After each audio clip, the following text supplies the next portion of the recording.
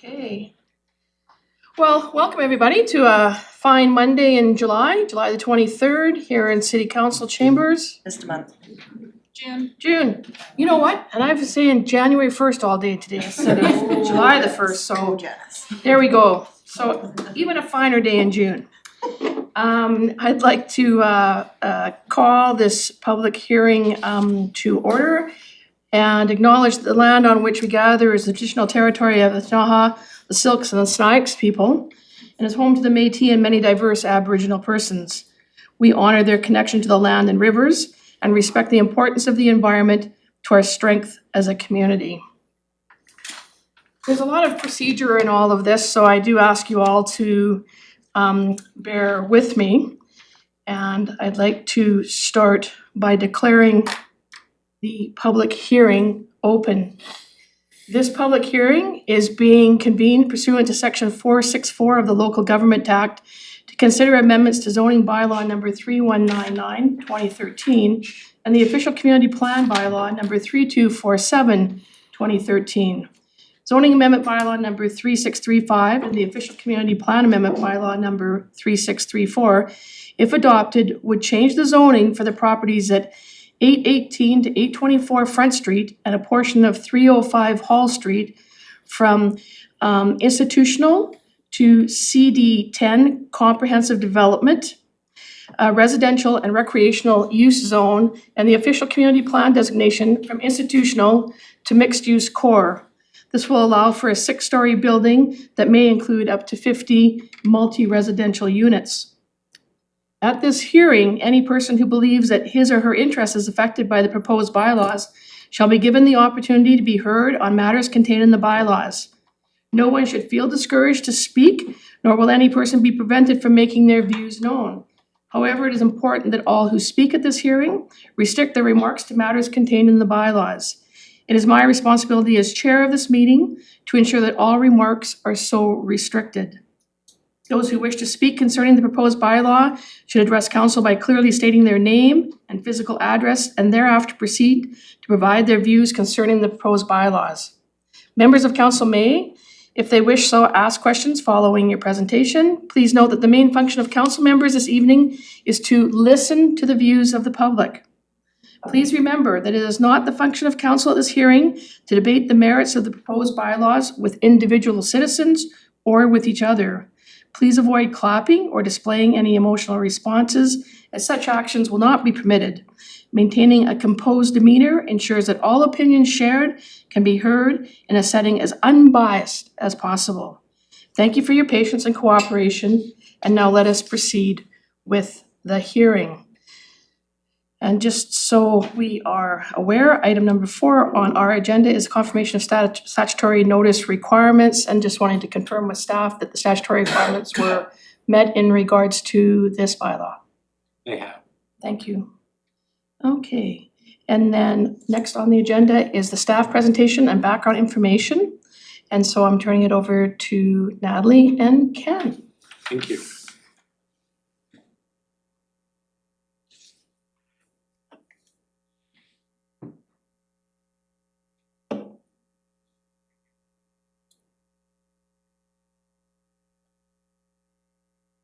I just want to say is that we had some issues with sound. Now, I have a voice that hardly needs a microphone in the room, but at the last public meeting, we did have some issues with hearing presenters. So if you're having some problems, please let me know by raising your hand and we will see what we can do to make it more amicable for everyone. So there you go. Looks like you're up now. Thank you, Madam Mayor and members of council, as well as members of the public. For those of you who don't know me, my name is Ken Bordeaux and I'm the Senior Planner with the city, and I'm the planner responsible for processing this development application on behalf of the city. So in the presentation this evening, I'm going to provide a brief application overview, timeline of events that brought us to today, summary of the analysis that's in the council report before you, and for those of you in the audience, you can also see that online on the city's website, and then I'll wrap up with a recommendation that's before council tonight. So as the mayor had mentioned, the purpose of this application is to facilitate the construction of up to 50 units of multi-unit residential housing and potential expansion of the NDCC. As part of this application, there's two components. There's the OCP amendment to change the OCP land use designation from institutional to mixed-use core, and then there's a zoning bylaw amendment component to rezone the lands from I1 institutional to a new CD10 residential and recreation use zone. To provide you an overview of the subject site, the area highlighted in red is the subject property. The area in yellow is owned by the city of Nelson, and the area in orange is owned by the RDCK. For those of you who have perhaps not been past the site recently, these are just some overviews of the property from Front Street and Cedar Street to give you an idea of what the property looks like. So within the council report package, there are concept drawings, and these are just two potential concepts that could be built under the proposed zoning. So there's a mixed-use development including residential and indoor recreation space, and concept 2 is a standalone residential development. And as I've mentioned in the staff report, the zoning is flexible enough to allow a variety of different options on that property, including the housing and recreation that I've mentioned, as well as public assembly and office use as well. So in the two options that are on the slide here, it shows a 50-unit multi-unit residential building with a 6-story design, 0-meter setbacks on all sides, and underground parking, and design that would comply generally with the motor vehicle, bicycle, and electrical vehicle parking. That being said, as I'm sure council is aware, the sort of second component to this application after the rezoning, if that is approved, is what's called a development permit, and things like parking and landscaping and that sort of thing would be dealt with at that stage in the development process, should council approve the rezoning. So, and I apologize, you can also see this online as well if it's a little bit difficult for you to read. There's quite a few steps that have brought us to today. The first step was when we received the development application on December 16th, 2024. Since that time, staff have been doing an ongoing review of the application along with external agencies. After the development review, we moved on to the public information session that was held by Nelson Cares and their development consultant, Macola. The invitations for that meeting were sent out around January 6th, 2025. The development notification sign was posted roughly around January 10th, and then the public information session was held on January 27th. After the public information session, Macola and Nelson Cares provided the city with a synopsis of what they heard from the public as part of that public information session, and that's included in your council package there. After that, the application went to the Advisory Planning Commission on March 11th, and in that APC meeting, the APC recommended the council approve the application. We then move on to June 3rd, which is when council considered first and second reading of the bylaws and directed staff to schedule the public hearing for tonight. That then moved us into the statutory notice period that ran from June 4th to originally June 16th. However, we did extend it to the 20th because of the volume of correspondence that we received. The notice of the public hearing was also posted to the city's website on June 4th. Notices were sent to neighboring property owners and tenants on that date. We also published a notice in the Nelson Star on June 12th. And then we move on to the formal sort of approval process. And I just wanted to highlight there's sort of two components to this. There's the RDCK approval of the recreation space, and then there's the decision that's before council tonight, which is around the land use and the zoning. So as I'll talk about momentarily, Recreation Commission number 5 met on June 17th. The RDCK Board of Directors met on June 19th, and then that brings us to the public hearing tonight. And then if council should approve third reading, we would then move on to our statutory requirements around approvals from the Ministry of Transportation, and then the bylaws will be brought back to council for final adoption, hopefully sometime in July. So into the summary of analysis. So this project, along with the project that was recently approved on Fell Street, originated with Greater Nelson Economic Development. They'd approached the city regarding the shortage of rental housing in the community and its impact, economic impact on the community. From those discussions, the GNED requested that the city collaborate with local non-profit housing providers on applications to BC Housing's Community Housing Fund, which provides capital funding for new affordable housing construction. So on to the RDCK Recreation Campus Planning. So as I've highlighted in the council report, we did send this application to a number of different agencies, including the RDCK. And the first 4 bullets are part of their comments back to us, just to give some history around recreation campus planning. So in 2014, the Nelson and District Recreation Commission approved the Nelson and District Recreation Parks and Recreation Master Plan, which continues to guide RDCK decision-making on the NDCC campus. The master plan explored various recreation facility concepts for the land and the existing facilities adjacent to the complex.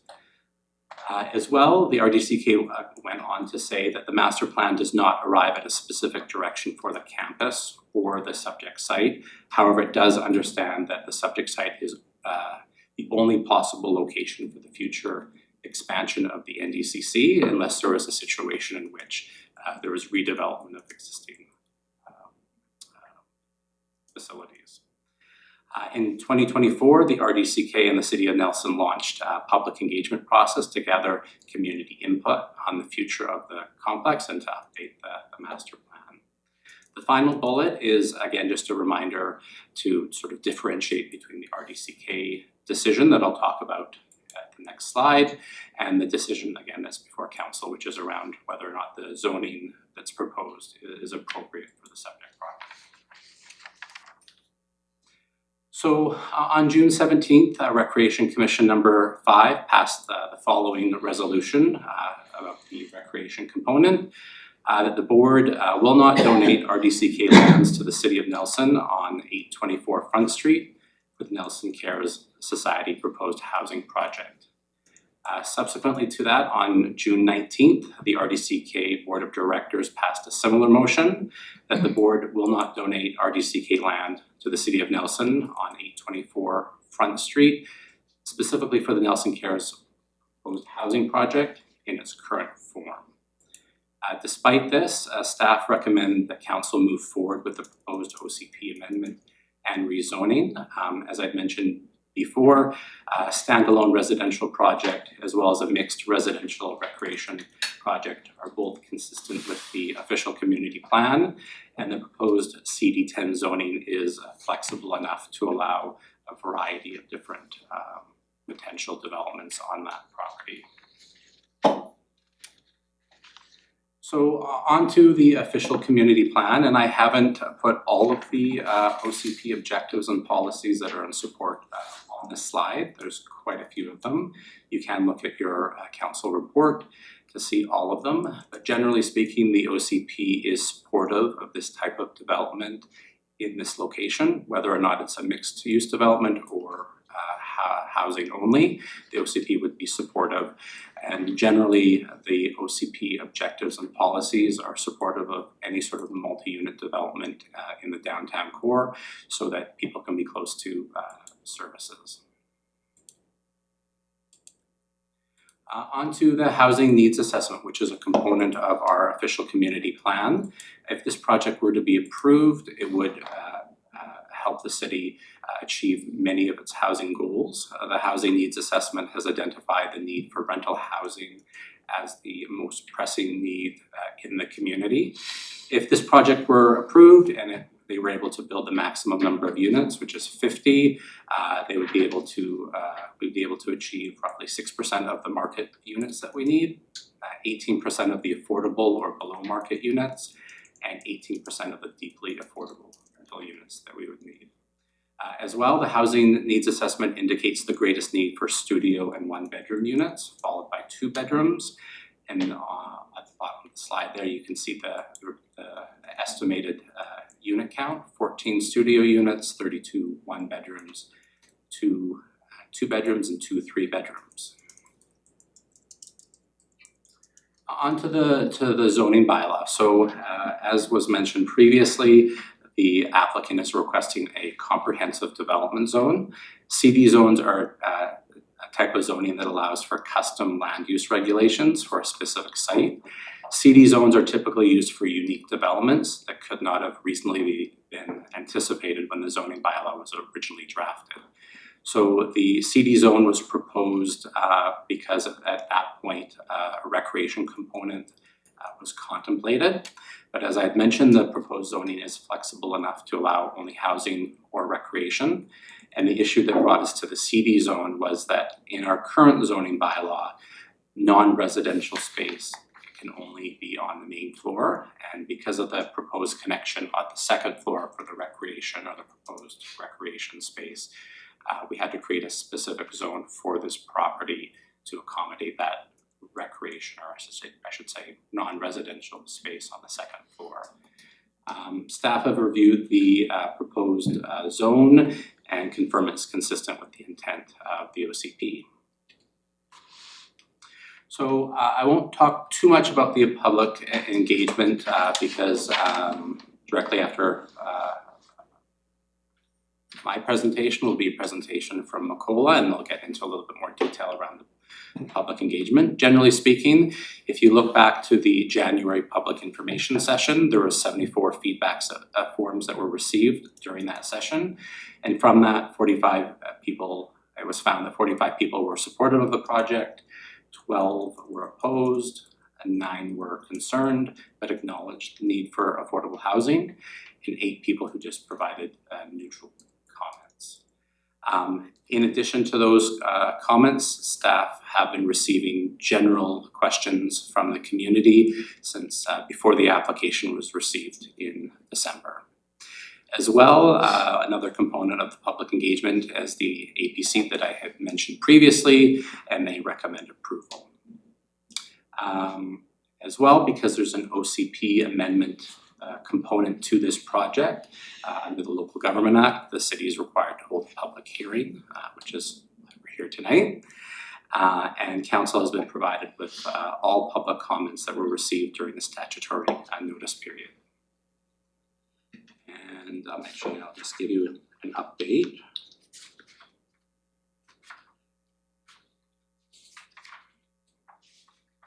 I believe it is 40 in support, 5 not in support.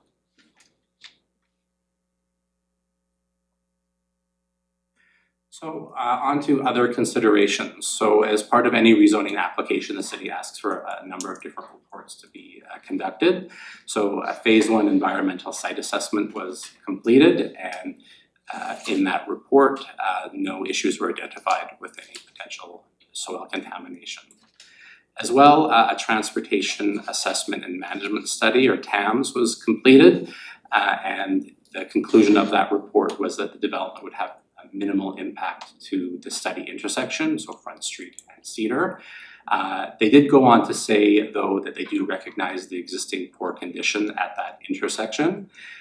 And they did recommend to the Ministry of Transportation 2 possible solutions, either signalizing that intersection or restricting left turns from Cedar onto Front Street, particularly in the morning and afternoon peak. The application was referred to the Ministry of Transportation, and they made it quite clear that they're not planning to make any further changes to that intersection other than the existing overhead lights that they'd added a couple of months ago. So as I have sort of alluded to, as part of a review of an application of this type, we've sent the application to a number of city departments as well as external agencies. So with the city, that includes engineering, public works, fire, and Nelson Hydro. The external agencies included Fortis BC, BC Transit, the School Board, Interior Health, and the Ministry of Transportation. And from those comments, no concerns were raised other than standard engineering requirements as part of development. So a requirement to connect to the water, sewer and storm system, and replacement of the existing sidewalks. So on to the recommendation. So I'll read the recommendation, then I'll provide a little bit of explainer because this application is a little bit unique compared to other ones that we've had before. So the recommendation that before council is to approve third reading of both the OCP amendment and the zoning amendment. Typically, the City of Nelson will hold the public hearing and the council will approve third and fourth reading in the same night if council wishes to do so. In this particular case, because the development is within 800 meters of a provincial highway and it's a rezoning, the city is required to obtain Ministry of Transportation approval after third but before fourth reading. It's the end of the presentation. Thank you. So, councillors, do you have any questions for staff?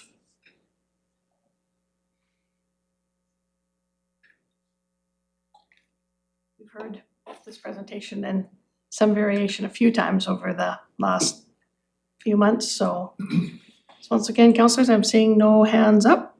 So I am going to move then on. And so just one last thing here on my agenda. Late, how many pieces did I see? 3 that missed the deadline? Yes, there were 3 that were received today. So you should have received them, I say, in the last hour or so. Okay. Okay. There we go. So then we've identified all the correspondence received, and then moving on to the proponent presentation. So the proponent presentation is being done by Hillary. I don't know, Joanna, if you need to support her as the, are you happy to stay there or? I'm happy to stay here. I have a copy of it, but I believe Hillary will be leading this. Okay, so apologies to everybody in the audience. The proponent presenter flights were canceled, so unable to fly in to be in person. Normally she would be here in person to do this presentation, but she is there to do it remotely. So Hillary, welcome. And you've got Joanna there as backup if necessary. But if you're ready to go, I will turn it over to you. Hillary Morgan is from Macola. Thank you, Mayor and Council. Can everyone see the presentation? Yes. Yeah. Hi to everybody in the public as well. I can't see you, unfortunately, but I know you're there. And yeah, unfortunately, my flight was canceled this morning. I usually try to travel the day before, but it did not work out this time. So I'll be presenting virtually. My name is Hillary Morgan. I work with Macola Development Services. We're a nonprofit development consulting firm that provides services to help nonprofit housing operators across BC develop new affordable housing. So we've got a team of project managers and planners that work with us, and my role is the manager for the interior region. So I work on projects throughout the interior of British Columbia. For this project, the team is Nelson Cares, who is the housing operator that would be responsible for operating the housing. And the consultant team is Macola, as well as Cover is providing architectural services. Ken went over this. I'll give you another quick overview. The area in orange is owned by the City of Nelson. The area in blue is owned by the Regional District of Central Kootenay. The original application included putting a building over both areas, both the RDCK and the NDCC portion of the site. But since the original application, the RDCK has decided to no longer partner on the project. So the proposed building is actually only on the orange area. So the proposed building would be a housing-only building on the orange area of the site, leaving the blue area available for future development. That being said, as Ken stated, we are still applying to rezone both the Regional District and City of Nelson portions of the property to basically accommodate a future development if the RDCK does decide they want to move forward with an NDCC expansion at some point. In terms of timeline, yes, the zoning was submitted in December. We hosted the open house in January, and we analyzed feedback and had lots of ongoing discussion with the regional district throughout the winter. We also did lots of financial analysis to confirm the project costs, which was a big part of the regional district's decision-making process to decide if they could make the financial commitment to this project. The regional district discussed this at the Recreation Commission meeting on the June 17th, and then at the board meeting on June 19th, and decided to not make the commitment at this time and not provide the land for the development. Another important piece of the timeline is on May 30th, the BC Housing Community Housing Fund finally opened, which we've all been waiting many months for. And the deadline for the first round of CHF is July 31st. So we are aiming to submit Nelson Cares application by July 31st to the Community Housing Fund. The image on the left shows the proposed original design, which had the NDCC space and up to 50 units. And the one on the right shows the proposed current plan, which is housing only with up to 46 units. As you can see, the building essentially remains the same with some internal changes and basically losing that portion of RDCK land. The units will still have 5% of the units as fully accessible, and the remaining units will be adaptable, so a really high level of accessibility. The buildings will achieve step code 3 and will maintain those studio units along Front Street to activate the street frontage. I think, the proposed zoning, so currently the site is zoned for institutional use, and it's also designated as an institutional land use in the official community plan. So to accommodate this development, we would need to rezone the site and amend the land use map in the official community plan. So we've proposed a CD10 zone, which is a zone that is very similar to the downtown C1 zone, but it has fewer uses. The C1 zone has a long list of uses, and we opted to create this zone to reflect the intent of creating a development that includes recreation and residential uses. So the permitted uses are multi-unit residential, indoor recreation, off-street parking, professional and business offices, public administration, and public assembly. The zoning permits development to the 0 lot line, and that's aligned with the C1 zone. And the maximum height is 18 meters. The C1 zone permits up to 16 meters. The reason we went with a higher height was predominantly because the site is sloped, and we don't know the exact final height of the building. It will depend on site grading. And so we wanted to provide some buffer to make sure that we didn't have to come back for a variance to height because of, site grading that changes the height of the building and the way height is calculated.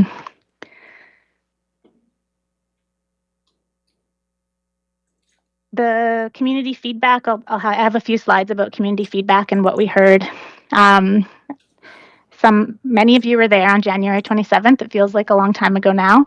We had a great turnout. There was 140 people there, lots of different perspectives in the room. In total, 74 feedback forms were filled in.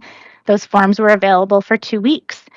The image on the right shows the virtual invite that we sent out. So people received this via email, and they could scan the QR code to visit the Nelson Cares website to learn more about the project. We sent a notification letters to neighbors within 60 meters, which is a requirement from the city. We put out 2 newspaper ads, and lots of email invitations to both people in support and organizations and people that were maybe not in support of the project. We also made all of the open house materials available on Nelson Cares website as of January 27th. So right after the open house, everything was available online for people to see. So 74 feedback forms were received overall. 61% expressed support for the project, and 28% were either opposed or concerned. 11% were neutral. Some of the key themes of those in support is the need for more affordable housing, the idea that this development would contribute to overall community development and community well-being, and support for the NDCC expansion. Some of the themes of those who are opposed or concerned about the development was that they would prefer for the land to be used for recreation only, dislike the location of the project, lack of public consultation, and lack of public parking and risk of congestion and vehicles queuing. I included this slide because I think it just speaks to the key themes that were sort of rising to the top, which was this dynamic between the need for affordable housing and the need for recreation facilities in the community. So we actually received an equal number of comments regarding each of these topic areas. And I think it just sort of speaks to the values in the community and the decisions that need to be made around balancing the desire for affordable housing as well as recreation. Some of the other common themes that we heard, the design is one that we've received some feedback on. Some people like it, some people don't. We will continue to refine the design. At this point, we do not have a lot of budget to continue refining design work, so that's not exactly where we've been focusing, but if this project is funded and successful, we'll continue to refine the design and work with Nelson Cares on that, as well as with Cover. Some people liked the location. 13 people said it's ideal and close to amenities. 10 said they do not like the location.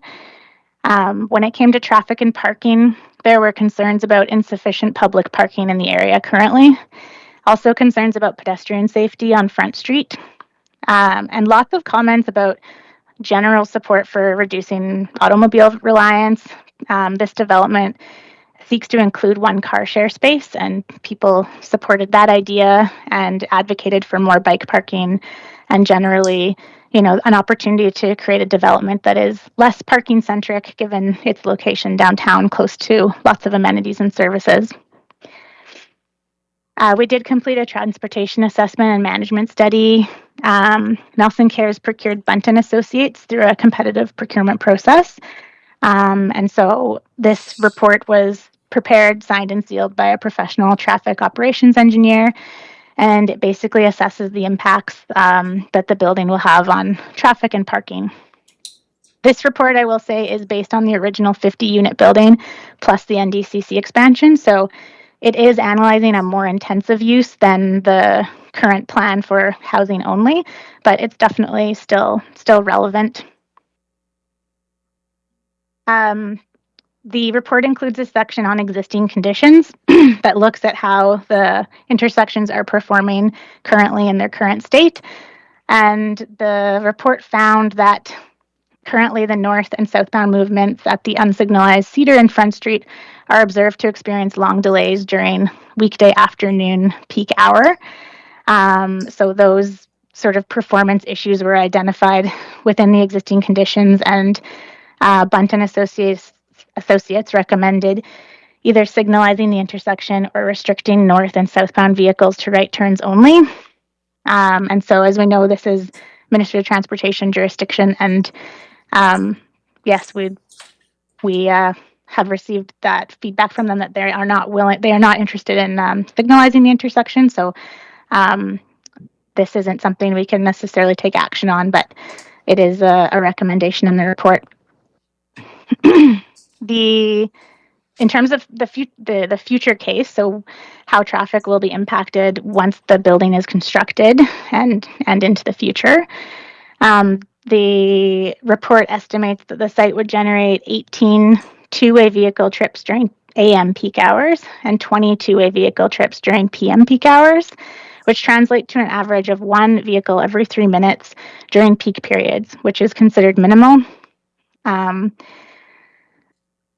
Basically, the general consensus was that the proposed building has minimal impact on the intersection, and they don't recommend any mitigation measures as a result of this proposed building. Now I'll talk a little bit about parking. The original design that included the NDCC expansion qualified for a 50% parking reduction because the parking bylaw allows for that in a mixed-use building. But with the housing-only option, the building will not qualify for that reduction. Therefore, we do anticipate we will be applying for a parking variance. We're working with Nelson Cares to confirm unit count and number of stalls required. Their current building down the street houses a very similar demographic and includes 23 tenant stalls for 41 units, and currently 20 of those are in use. So that's a ratio of 0.5 stalls per unit. And we're anticipating the proposed building will have a ratio of 0.5 to 0.6 stalls per unit. We are incorporating some features to reduce vehicle reliance. I've already mentioned the car share, which will be in a public location and available to anyone who is a car share member. We're really trying to maximize bike parking and scooter parking and make sure that electric charging stations are available for e-bikes. And another idea that we've been discussing is a rideshare program amongst tenants. Okay, I'm going to shift gears into a bit more about BC Housing's Community Housing Fund. So the program is focused on long-term rental housing. So this is, annual leases. People would live there permanently, and the focus is on seniors, individuals, and families who are low to moderate income. The CHF program has a mix of rents that they charge. 30% of the units would be near market rent. 50% would be rent geared to income, which means people pay 30% of their income to rent. And 20% would be deeply affordable units, typically reserved for people for households earning less than $30,000 per year. The CHF program is not just a grant, it is also a loan in the form of a mortgage. So Nelson Cares is responsible for paying the mortgage and must ensure they have adequate revenues to cover expenses. The Nelson Housing Needs Report identifies a need for 457 new rental units by next year, so this project would contribute to filling that gap. A little bit of information on the process for applying for BC Housing's Community Housing Fund. We're currently, up until recently, have been in the pre-submission phase where we've been working on due diligence work and schematic design and the rezoning process. And then on May 30th, BC Housing opened requests for proposals, and we have until July 31st to put in our funding application. And we'll likely hear about approval, we think, in fall of this year. Or, if we're successful. We hope we're successful. The CHF is a competitive process, so Nelson Cares will be competing against nonprofits from across BC. Lots of different considerations go into how BC Housing scores these proposals. The capital budget and operating budget being efficient is an important component of the project. Also, level of risk is really important. We strive to have properties rezoned before submitting for an application to demonstrate some certainty around the land use approvals. Another key part of scoring is the operator's experience and capacity and level of community benefit. So there's many different factors that go into how these proposals are scored. We have received a lot of questions during the open houses about, where other affordable housing projects are going and if they're all concentrated in Nelson. And so there is a list of some previous winners, but we also know there's projects in Nakusp, New Denver, Roslyn, Slocan, Cranbrook, and Trail. And yeah, the CHF is really focused on filling need. So it is going to prioritize housing where there is the most need. We also do not know the future of the Community Housing Fund. The recently announced budget does not include funding to continue with the program. So we will have to wait and see what the future of this type of program looks like. In terms of next steps, we do plan to come back to City Council to have request a resolution for the city to enter into a lease agreement for housing only on the city-owned land. And then we will be moving forward with the CHF application. And as I mentioned, we anticipate fall for a decision on that. That's the end of my presentation. Does anyone have any questions? Councillors, do you have any questions? Okay, Hillary, it looks like you're getting off easy tonight. I don't see council with any hands up asking for any questions, so then we are going to move on to the public presentation. So somebody have my list from out in the hallway. Thank you.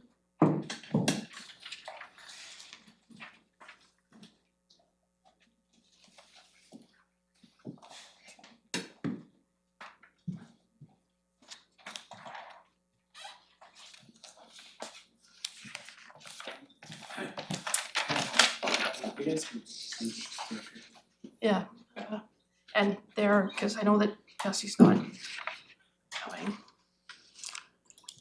Okay, so how this works is I'm gonna call for, does anyone wish to speak? I do have a list here in front of me. When you come forward, if you could state your name and street name and describe your relationship to the issue or presentation.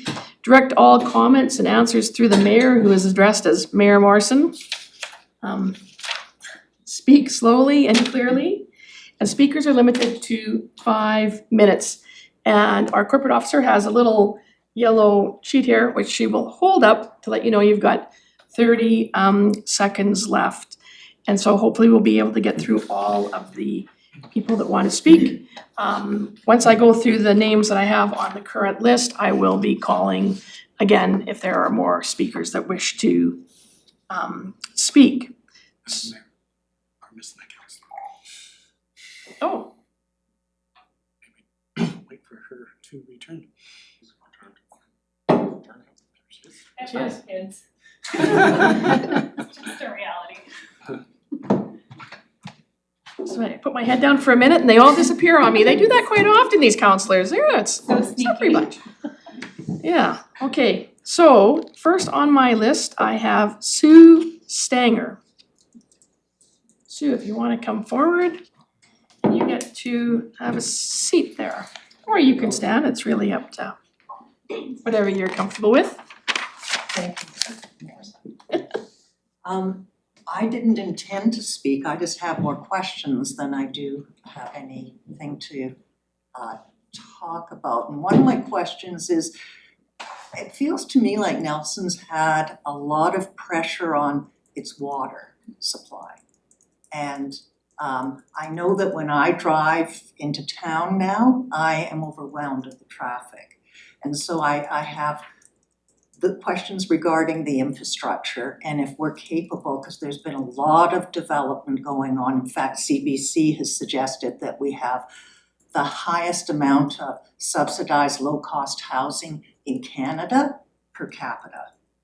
And I wonder what that's about and where all these people are coming from, and what we're creating in the wake of it all. And I'm also concerned about the aesthetic. There was just a lovely article in the Georgia Strait that talked about this gentleman's experience traveling to all the cities in BC.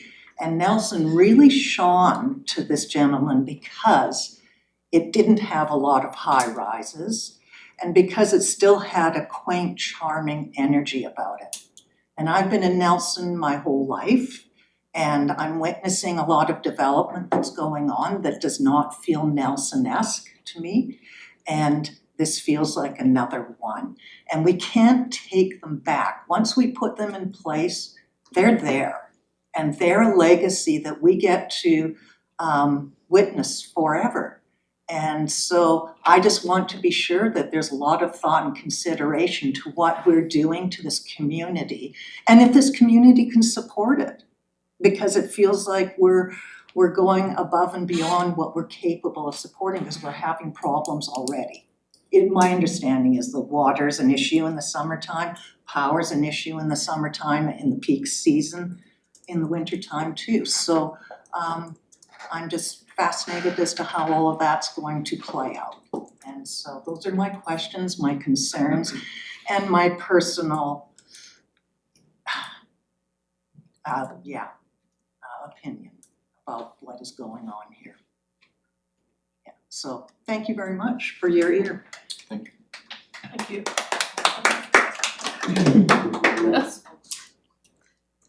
Okay. The next up, I have Bill McDonald.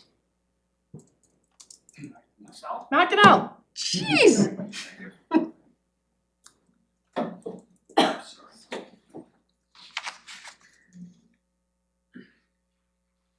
Your handwriting I can actually read. Some of these I might be taking a guess at. Sorry, Bill. Good evening, and thanks for the opportunity to share my feelings with council and the community that's in the chamber this evening. As most of you know, and if those that don't, I certainly represent and an advocate for youth and for recreation and sport in the community. And one of the things I've experienced and had difficulty with is the process at where we are tonight. I must admit, and I admitted at the OCP meeting, that because of the integration of housing and recreational needs or investigation within our community, I must admit that I have experienced fatigue, meeting fatigue, and information fatigue to try to bring some sense and logistics to such important aspect of our community. I've been here since 1966, and I share the previous speaker's comment, and I know that when I share that, I've been somewhat accused that I'm against change. And I'm not, I may be, and I may have that bias, but I certainly can recall things over the years where we have said no to things because we wanted to maintain a particular character in this community. The other thing I can go back to is historically this particular land, and I'm not sure what 305 Hall Street means in addition to the 3 or 5 parcels of land that the city owns that the senior planner alluded to. I don't know what that means, but I'll continue on in that ignorance. But we looked at, back in 2010, I was on the Active Transportation Committee, which is not as formalized as it is today. And one of the things that I can remember at that particular time is discussing the Front Street corridor. And that Front Street corridor relative to traffic.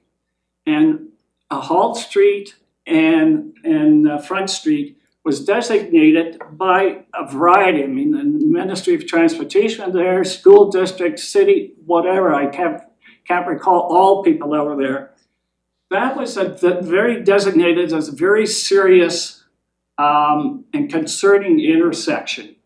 It brought so much traffic into that area. At the same time, it backs up, and that's why I refer to it as a corridor, into the area we're discussing tonight. And I've shared that with council, and I've shared it with Nelson Cares as well in my feedback. As a walker, a biker, and a driver in this community, I live on the North Shore in Area F. We're in the community quite often. And so from those three experiences, I find that the traffic element to that is really concerning. I've read the report from the Ministry of Transportation. Now, do I understand it? No. And that's the other thing I find in this process that's interesting, because, I mean, from an average, I would suggest I would be an average member of the community. There's so much information there to dissect and to try to bring sense to it. I must admit, as I said before, I'm fatigued with that and overwhelmed by it. The number of meetings, and all of a sudden we end up with 2 meetings on June the 17th, and we end up not even a week later, we end up with this meeting tonight. I've found that we've been pressured. I have the feeling that we've been pressured by timelines. And I can appreciate from the previous speaker that from Nelson Cares, that's at the, I guess, the whim of how BC housing works. But I'm just worried that we're maybe held up against those timelines that are maybe not appropriate to our community. And I have real reservations about changing the OCP plan and the bylaws to accommodate the change from industrial to whatever we're going today. Thanks for your time, and thanks for the other people that are here tonight supporting the community. Thanks, Bill. Next up, we have David Burrows.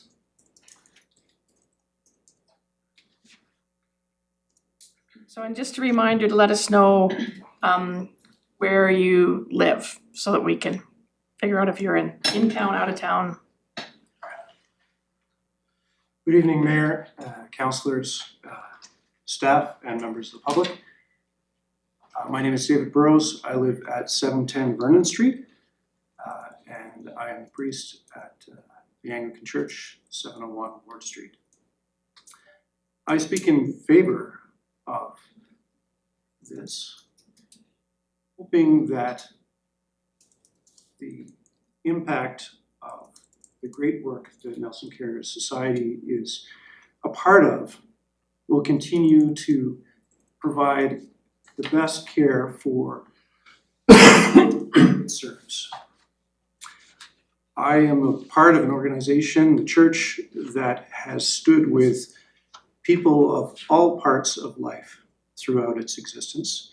Unfortunately, at some points, in a poor way, such as the impact that the church has had on residential schools and Indigenous peoples. However, the work that is needed to be done in this community with regard to providing housing and stable supports for vulnerable populations is needed and is well served by using Nelson Cares Society. I think that there's no question that there's been a lot of work completed in this way by consultants, by architects, by Nelson Cares Society, and by BC Housing. And I would hope that council considers these pieces importantly so that this zoning can be changed and the building can go forward. It is only further contributing to the community plan in lowering the amount of people who are unhoused in this community and providing ample supports. I've only been here in this province and in this community for just under 2 years. I have found myself working with Nelson Cares Society, Anchors, Stepping Stones, the North Shore Inn, and various other locations, all providing support in what little way the Anglican Church can to support organizations that are working to enable vulnerable populations to receive better support and housing and food. I see this as one great way in which the whole community can come on board. Thank you. Thank you, David. Next up, I have Aletha Kettlewell.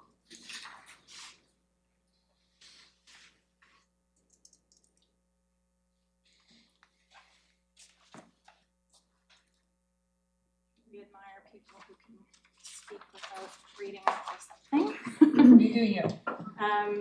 Thank you very much for the opportunity to speak.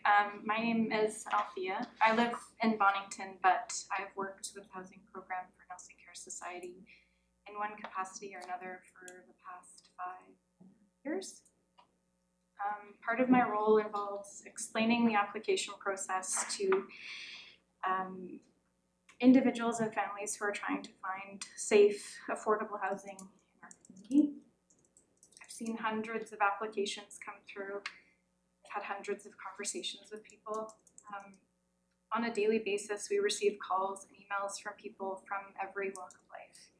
Seniors, young mothers, families with children, people leaving unsafe situations. And we often have to tell them a hard truth, that there is no unit available for them and they could be waiting a very long time.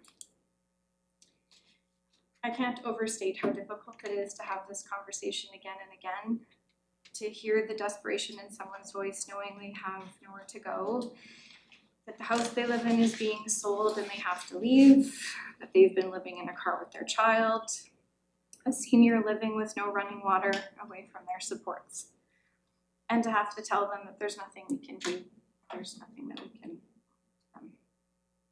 The other day I was speaking with a senior, walking him through the process of applying for housing, and he asked the dreaded question of how long before I can wait to have an offer of housing. I had to give him that same grim news that I've had to give many times before.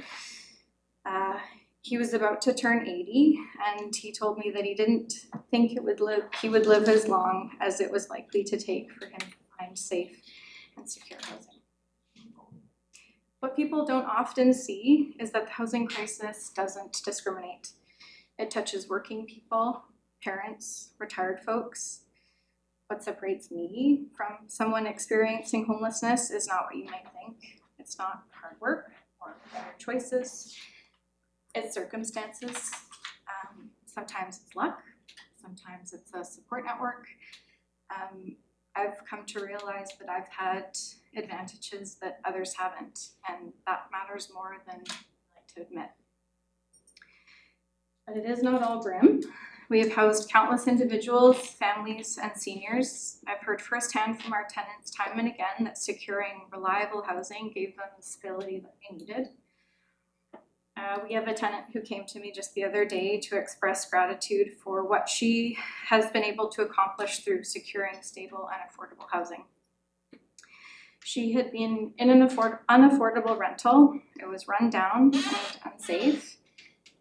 But when she signed that tenancy agreement, it was live there or nowhere.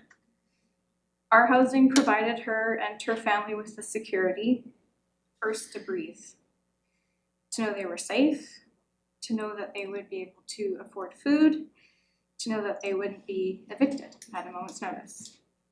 When we spoke, she had only just taken the last of her belongings from storage, almost 3 years later, as her final exhale, truly knowing that she was safe where she was.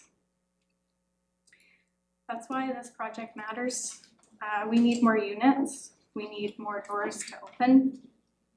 Every new building like the one proposed on Front Street gives someone a real chance, not just at housing, but at stability, dignity, and the chance to rebuild their life. Thank you. Thank you. Next up, I have Grant. I'm not gonna try your last name, sorry. Thank you, Council, for this opportunity to understand and express myself in my experience. I'm going to read from a prepared paragraph or two. Hi, I'm Grant. I'm 69 years old and I live in a Nelson Cares affordable housing at Lakeside. I first entered homelessness 6 years ago when I was forced to leave my rental due to an unsafe housing situation. I spent roughly a year and a half in the trail shelter, during which time I began using stimulants as a survival mechanism in order to cope with my situation and feel safer in the street community. During this period, I also broke my hip. Due to my housing instability and current living situation, the surgeon decided I was unfit for surgery, so I am now permanently requiring the use of my wheelchair. This has put me at an increased vulnerability and has further limited my options for housing. Roughly 4 years ago, I moved to Nelson, and after a few weeks in the Stepping Stone shelter, I was generously offered accessible, affordable housing with Nelson Care Society. Despite my struggles with mental health and substance abuse, Nelson Cares took a chance on me and gave me the support I needed to stabilize and grow an opportunity I would likely not have had if I were experiencing ongoing homelessness. Not only has Nelson Cares given me an apartment that is adapted to my mobility needs, allowing me to independently cook and care for myself in my home, but they have also given me ongoing personalized support. During periods where I have struggled to make rent payments due to issues with my pension, Nelson Cares was patient and understanding in a way that most other landlords would never have been, ensuring I could still put food on the table, all while my Nelson Cares support worker helped me get my payments sorted with the government. Simply put, Nelson Cares has given me a safety, security, and most importantly, hope for my future, opening up doors for me that I never thought possible. I can only hope that many others will get the same opportunity as I have had in this new Nelson Cares project. Thank you for your time. Thank you, Grant.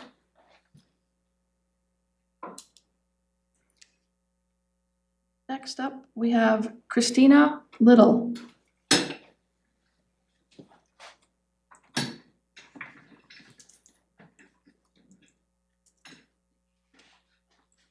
Thank you for allowing me to speak today. My name is Christina Little. I reside in Nelson in Rosemont on West Innes Street. I am here today as a public resident, as well as I'm representing 3 separate nonprofit recreation groups. All 3 organizations, which are the Nelson Curling Club, the Nelson Volleyball Club, and the Kootenai Swim Club. All 3 boards of directors have sent me here to ask that rezoning not be considered until a final recreation plan has been put forward and approved by our community. So we are here to say that we strongly oppose the rezoning at this time. On a personal note,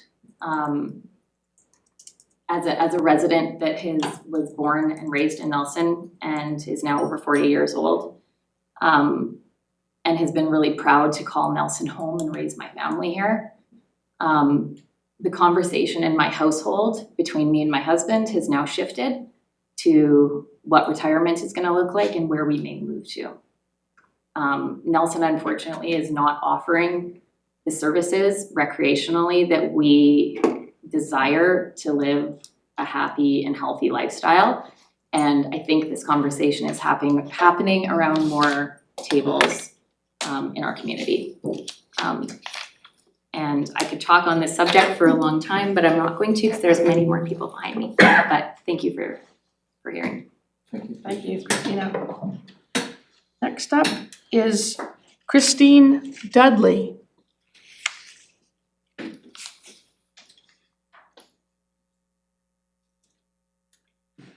Thank you, Mayor Morrison.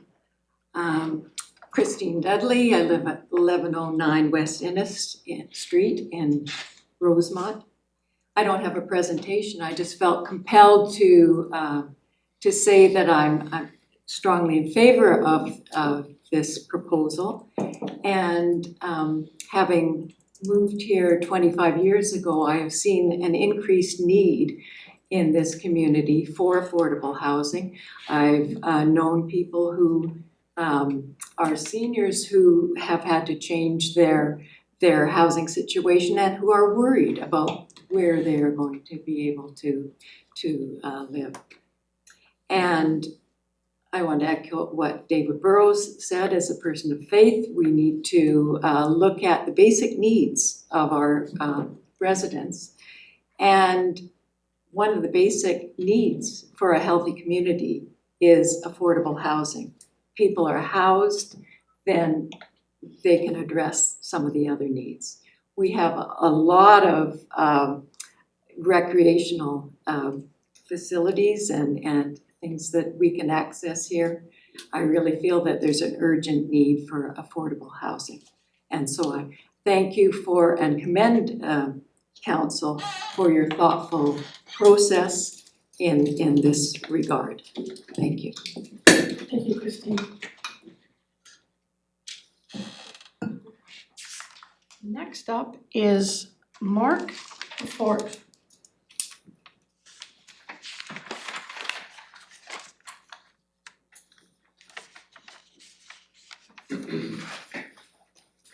Hello, folks. I'm Mark LaForêt. Used to work in healthcare here. I've retired for 4 years out of adult mental health and addictions, and I did the same in Vancouver for many years. We moved here in 1996, so I've seen the changes coming to the Nelson that I love and still call home. I was mental health representative on the very first Skippy meetings that created Nelson Cares.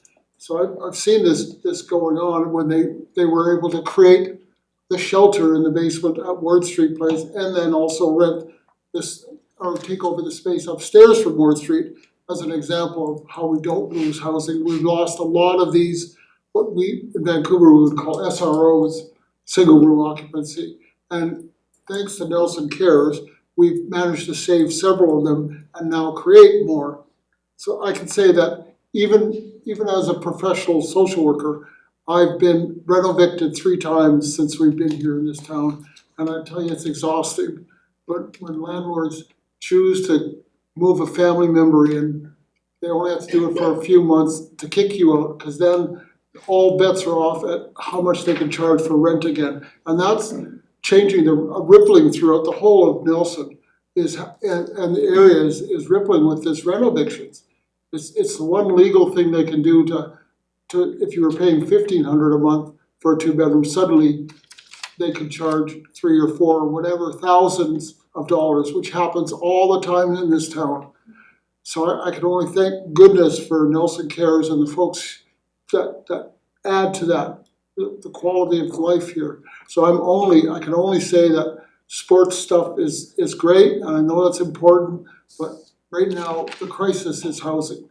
And the crisis of housing affects everyone. Like since I've been here, since '96, we've not had any deaths, human-caused deaths or murders in Nelson, except for the last 5 years. We've had 2 of them in the 800 block of Baker Street. 2 murders, and I've not seen that since I left Vancouver. So something's gone wrong, that we're not taking care of society as well as we should. And that's the big one, is housing. Start with housing. You know, if I could tell you what my absolute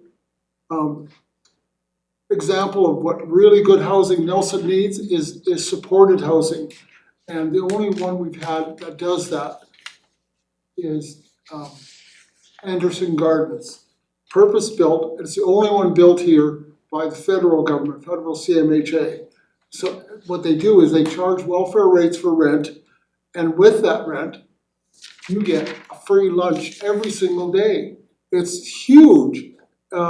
Nelson Cares is doing that for seniors more and more. I appreciate that, but Anderson Gardens, the clients I have that live there, young and adult mental health and addictions clients, don't have to climb through dumpsters to get their food for the day, because that's what used to happen. That's what still happens. So that's the one thing I can see we're working towards. But we can't do that without more buildings coming up like this. I don't know what the solution is to recreation. That's out of my way of thinking. I don't understand how to do more of that, but I can tell you how to do supported housing, and we're doing it. Nelson's doing it the right way, and Trail and Castlegar are starting to pick up. When the shelter was built and put into the basement of Ward Street, was called through, the acronym was SCIPPY, federal money. And what that required, that they run by a nonprofit society and they must own the building, which is what saved Ward Street Place. That building was owned and run by Booth Caldwell, I think. He was a local businessman, and he had his office upstairs in Ward Street. And he was about to sell that, as the Queen's Hotel was then sold and turned into condo or whatever you call that, short term. Ward Street was gonna be built offices, again, I'm sure. And Booth managed to commit, the Nelson Committee on Homelessness managed to get the funding, and Nelson Cares agreed to take it on, that we ran Ward Street Place. And that saved multiple units in that building. And clients that I've had since before Nelson Cares took over benefit from that building. So that's just one example of what Nelson Cares can do for this community. Oh, sorry, I didn't see that. If I've been talking an extra 20 minutes, I can do that. 3 Yeah. minutes or 3 seconds. Thank you all for You have your no time. seconds left. Gotta get a brighter sheet if it's gonna be getting my attention. Thank you. Thanks, Mark. Next up, and I'm gonna apologize about saying your name, Eveline Dancer Co? Eveline? Okay. If she comes back, just, if somebody knows who she is and she comes back, just kind of give me the high sign. Next on the list, I have Jen Gare.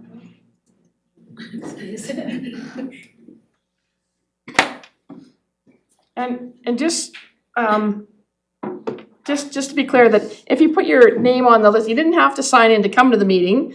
The sign-in sheet was for those people that wanted to speak. Yeah, no, I didn't. I Yeah. get it, okay. So, I Sorry. didn't want to speak. I live in Nelson and Fairview, and born and raised here, so obviously also have experienced and watched lots of changes in Nelson, which is great. I'm all for change in lots of ways. I feel kind of sad sitting here because it feels like, for me, listening to this situation it's housing against recreation, and it kind of puts the piece of land that's sitting there that was meant for recreation in the OCP plan in a different place for me, because obviously I feel like almost everybody in this room, of course, would want us to have housing for everyone. And with saying that though, and I am also one of those people, but I find it really tricky for our future generations, especially, to build a healthy community, is our recreational facilities help with that. And they are important, and sitting here tonight, it's kind of like one or the other, but the land was designated for that as a recreational campus. And I'm sitting here listening to this and I'm thinking, is this the only piece of land in Nelson for more housing? How fast did we get here? I went to a public hearing in December, and then I was away for several months. And I also feel like the deadlines, and I commend them, they're very organized for the housing, and thank God they are, because we've got some good affordable housing now in Nelson that we never had. But it feels like the push is fast, and I'm nervous for us as a town, raising children, grandchildren, senior citizens, everybody, to have facilities or a future spot for more facilities. And with saying that, I can remember growing up that at one time Nelson had an outdoor pool at Lakeside Park, in case anybody didn't know that, and it kept breaking down and breaking down. And there were some citizens in town that said, we need to do better. And how we really got the indoor pool when I was the process started when I was about 12 years old, was a walkathon happened from Balfour to Nelson to raise money. back in the day. If those citizens didn't come forward, I wonder how long we would have waited and the push to get that facility that is used and overused almost at times.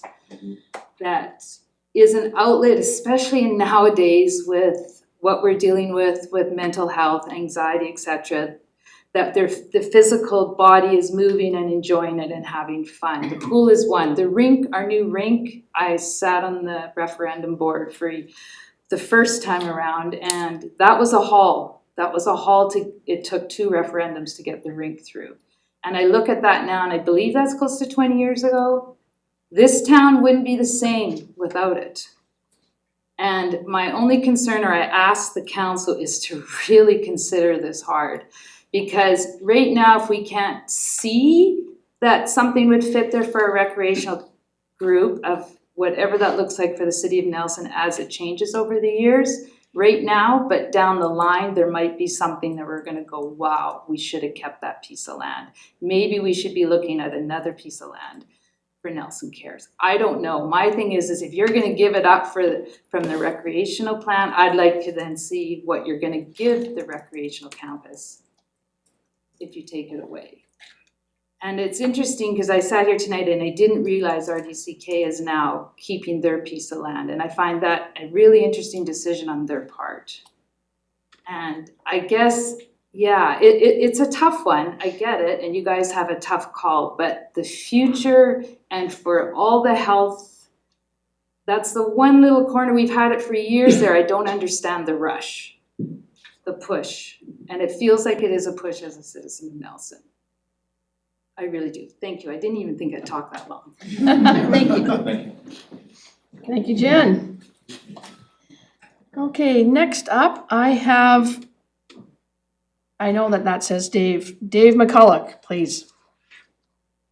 It is 20 years old, right? Is that not the anniversary that just occurred?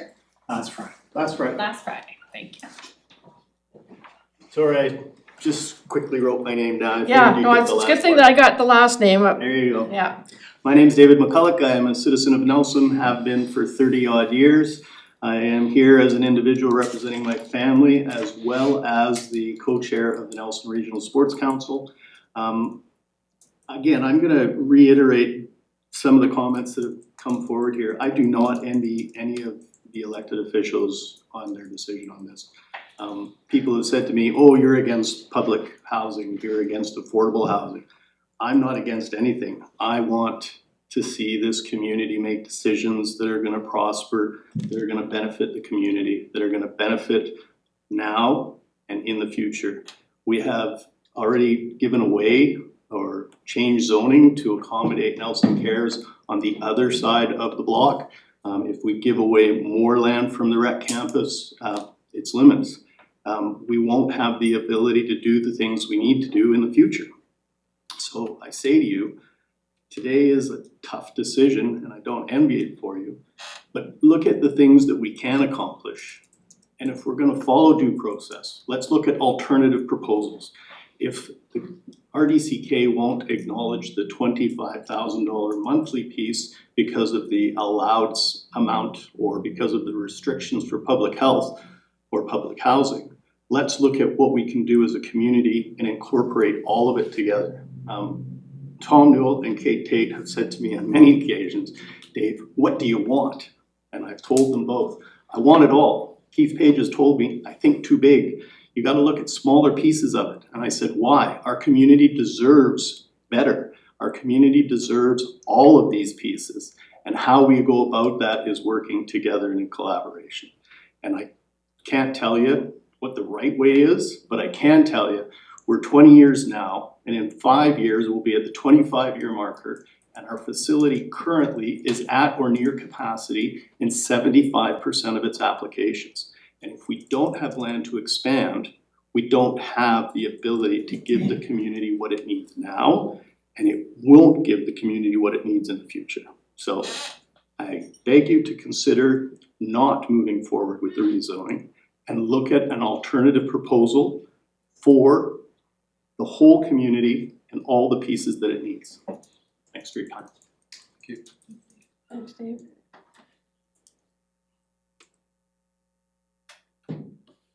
Next up, I have Angus Glass.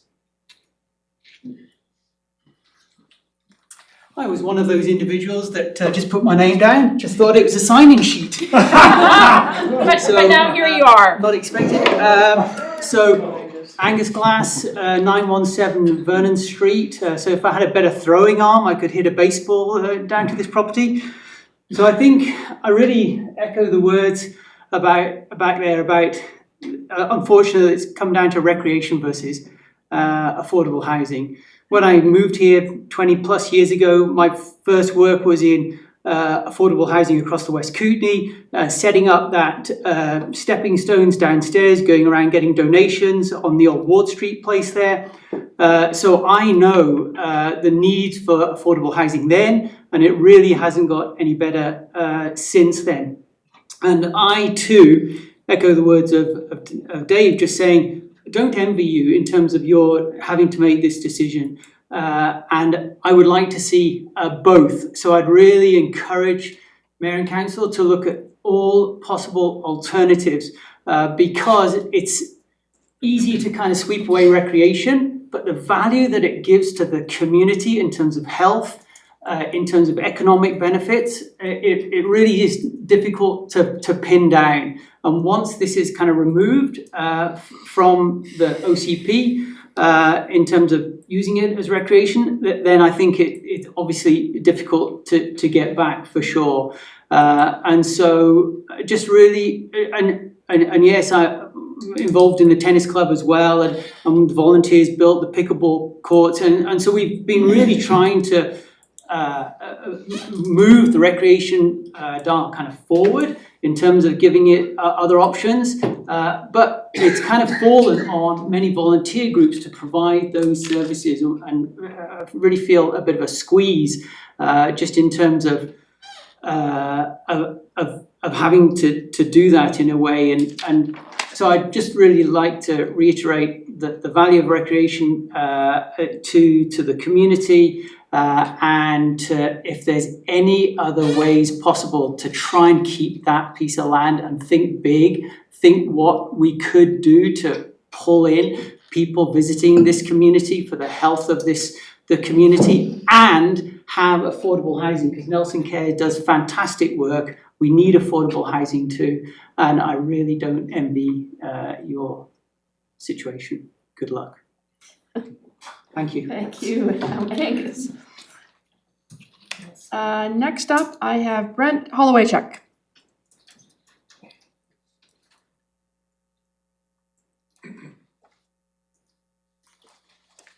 Thank you, Council. I'm a former resident of just above the health campus. I now live in Fairview. My business is still at 705 Vernon Street. And I'm also a low-income housing provider. We've got staff accommodation on site.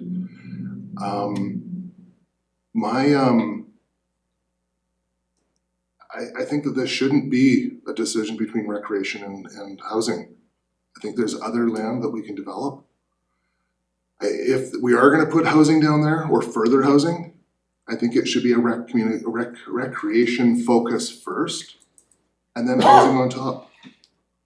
But it should be with a comprehensive plan for the recreation use that we need and are going to need. I actually didn't think I was gonna be speaking tonight, so I don't know where else I'm gonna go with that. I'm gonna leave it at that. Thanks. Brent, I see Tanya's here. She's Is not she- anymore. Okay, thanks. Lorne Poole. Hey there. Hey. I actually just thought I was signing in. I see like another one. You don't have to talk if you don't want to, but. No, I've got a little spiel, but it's not a big spiel, so it won't overwhelm anybody. My name's Lauren Poole. I live at 567 Ward Street. I've been a resident of Nelson for 8 years now. I originally more or less moved here because of a really great neurologist, Marion Berry, who's now no longer practicing. But I was diagnosed with epilepsy in 2013. and I actually went on PWD in 2020. I actually have housing through Nelson Cares, which is really, really great. Because my life changed. I worked in film for over 20 years of my life. And I just could no longer do that when I couldn't drive. Now, first off, as everybody has said, there seems to be these are just my sort of outside views. Big concern about traffic. I grew up in Los Angeles and Vancouver. You folks don't have a thing to worry about here.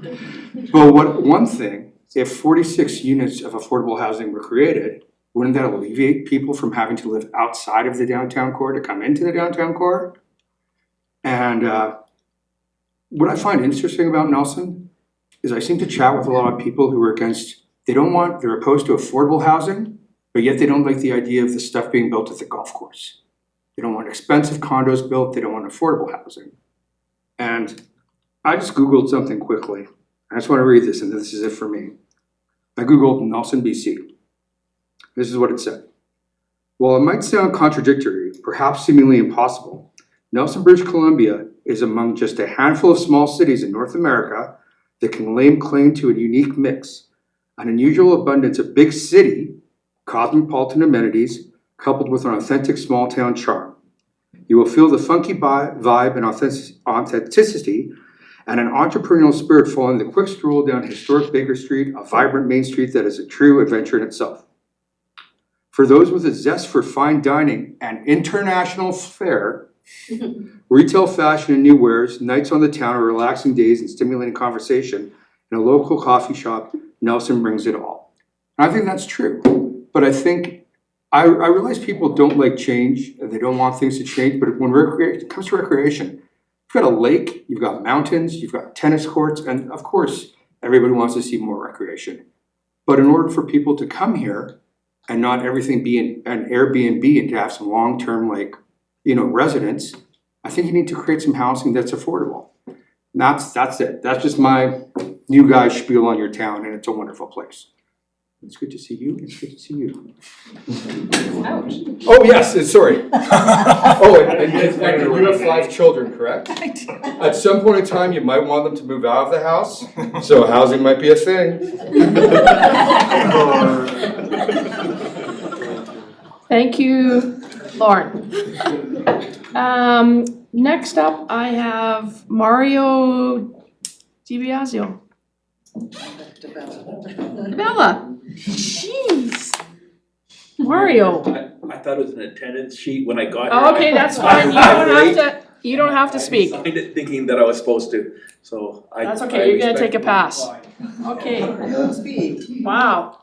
So I got the Mario, that second. My apologies, Mario. Okay, so at this point, I have nobody else on my list, and nobody gave me the signal that Eveline came back in the room. I think 2 more people might want to speak. I thought it was a list to speak or to sign in, so I didn't sign in. Okay, no, that's fine, so I'd like that to was be my on the next, cause I do 3 calls, so you're next then. So Brenton Raby. So thank you, Brenton Raby, 512 Hendrick Street. I'll just briefly let you know that I support this project. I've been paying attention. What a wonderful pivot at the end as a result of Thursday's meeting. So again, you have some shifting to deal with in respect to Bill and everybody in the recreational campus. I also worked for 12 years. Oh, I should say I've lived in Nelson for 247 months. But I worked for a number of years at the community complex. I'm very familiar with the site. We had sort of a lot of concerns around traffic flow and parking when the Nelson Commons was being happened. In my opinion, that hasn't really happened. Paid attention to the discussion around shorelines, and so although I acknowledge it's kind of a gnarly spot, I don't see that necessarily as a barrier. So regarding the recreation side of things, I feel that there is underutilized areas currently in the recreational campus that might be enough to absorb some of the stresses that people might be feeling, and in particular the curling club, which currently sits vacant and might at some point be a wonderful addition for the volleyball club or another sort of gymnasium. So we also know that during the point in time housing discussion and presentation before council, there was a lot of conversation about people's ability to move up the chain of housing. And so to just acknowledge that, I'm not sure how you might put it in there, but to me, it does represent an opportunity for people to move through the housing options from stepping stones, hopefully leading us closer to the goal of, if not eliminating homelessness, certainly managing it in the moment. I would also say that I grew up in subsidized housing and very much appreciate what it did for me and my family. So thank you. Thank you, Brandon. Okay, is there anyone? Hi. My name is Dana Pereira. Do you need me to spell them? Yes, please. Please. Yes, okay. D-A-N-A, last name P-E-R-E-I-R-A. And I live at 1016 7th Street in town. I'm opposed to the current plan, but as echoed before, I feel like there's been this aspect where I feel like in saying so, I'm also against affordable housing. I am a middle-class worker, and I found myself in a very challenging situation when I chose to separate from a long-term partner, and living alone in Nelson is absolutely challenging. I found myself in shared housing accommodations. I felt unsafe. It was absolutely impossible because I have 2 cats and didn't feel the need to or want to give up these 2 cats in my life. And it took me about 9 months in order to secure housing again at a rate that's about like 60% of my income, but it allows for me to achieve the safety and support I need and to live alone. Now, I've experienced that, and so I'm not coming here ignorantly to saying like housing is not important. I think it's absolutely very important, but I do feel in recognizing and participating in the various presentations we've had about this and recognizing that there is a timeline because of, I believe, all of the different funding, but this is why we're moving quickly through this decision.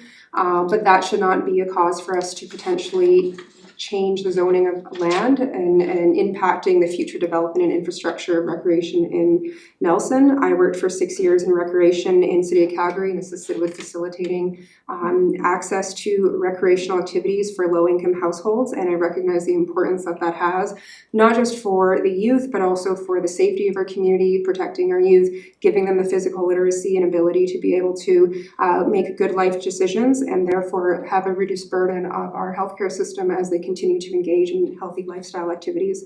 It also supported as great support for families who needed to work longer hours or days to accommodate the cost of living and provide a resource and safe space for their kids to attend to while they were transitioning from school to going home for dinner, etc. I would really question if we do look at changing the rezoning of this land, is that are we going to be sitting here in a few years looking at rezoning another parcel of land to accommodate the recreational needs of our community, and I feel that we are at limited opportunities for that, but it seems like there may be some other options throughout Nelson that are more, that can potentially fit the housing needs as well. So I think these things can happen concurrently, but I don't think they need to happen, I don't think that we should be stacking them up on top of each other. The last thing I'll note is that as we were going through learning about all the recreational costs and repairs that are needed to be done, that was obviously quite overwhelming to hear as a newer resident to Nelson. But I feel that is part of the growing pains, and I look forward to seeing those issues resolved. I did recognize in the proposals that when people were sharing what their interests are in looking at recreation in Nelson, a lot of them required larger infrastructure, something that this facility would not be able to support, and that would be things like volleyball, rock climbing, things that require just a higher ceiling in order to do that. So if there is going to be a collaboration, I think recreation focus first, then maximizing the potential for units above that, or just looking at a different parcel of land for the Nelson Cares. I have a lot of friends that use the supports through the affordable housing, so I recognize the importance and it impacts my friends and me directly, but I do think that they should happen separately. Thank you, Nina. Now, oh yeah, and I know what your name is. Just come up and tell us what your name is. Sorry, James, thank you. Oh, member of the Housing Committee. Howdy, James Libero, I live at 3022 Perrier Road. When I was a kid, I lived in poverty and did not do any recreation, despite the fact that hockeys are Canada's national treasure. I couldn't afford the puck, let alone the stick, and that has impacts on kids. But poverty has other impacts. Last year I was diagnosed with PTSD precisely because of my experiences in poverty in my youth. And the largest period of stability in my life was when we lived in geared to income housing. Once I moved out, I was able to get decent jobs and provide for myself, but when it was my single mom, that was not the case. I'm currently studying to be a social worker, and I just had the privilege of finishing my practicum at a supported recovery house, in which people are working towards their life in sobriety. And the biggest barrier that I saw for people in recovery wasn't the challenges of sobriety, the trauma, or any of that. It was where they were going to go after they were done the program. And the biggest risk factor for them is not having housing when they leave the program.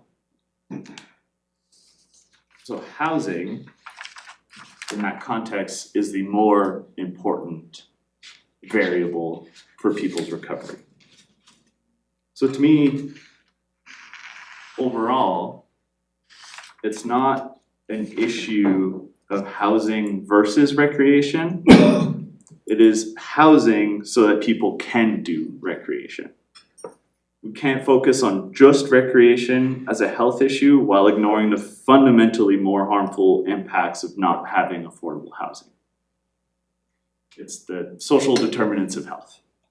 And of course, we should do everything we can to support recreation, and I hear people talking about recreation groups being at capacity for being able to grow or to fundraise and to do all those things. But I'm sure that if people had access to affordable housing, their capacity to engage in community, to connect, would be much greater than the context we're in now, where people's entire capacity is being eaten up by trying to maintain and secure housing that might not even be affordable in the first place. So, in case that wasn't clear, I'm speaking in favor of this project. And thank you so much. Thanks, James. Okay, as I go back to my little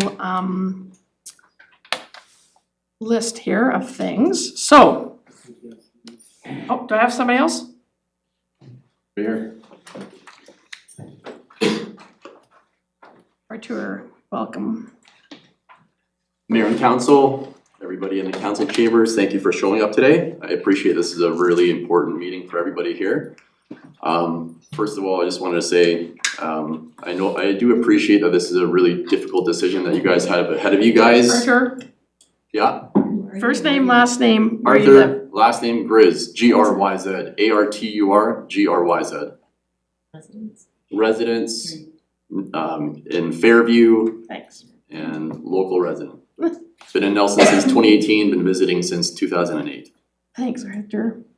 So first thing, I'll just give you some information that you might not be aware of. So during the last meeting with McCullough Property Development at the, where was that? At the Prestige. At the Prestige, that's the one. They ended up, they're the ones that put together the housing needs report, and the individual that I spoke to after the meeting, after the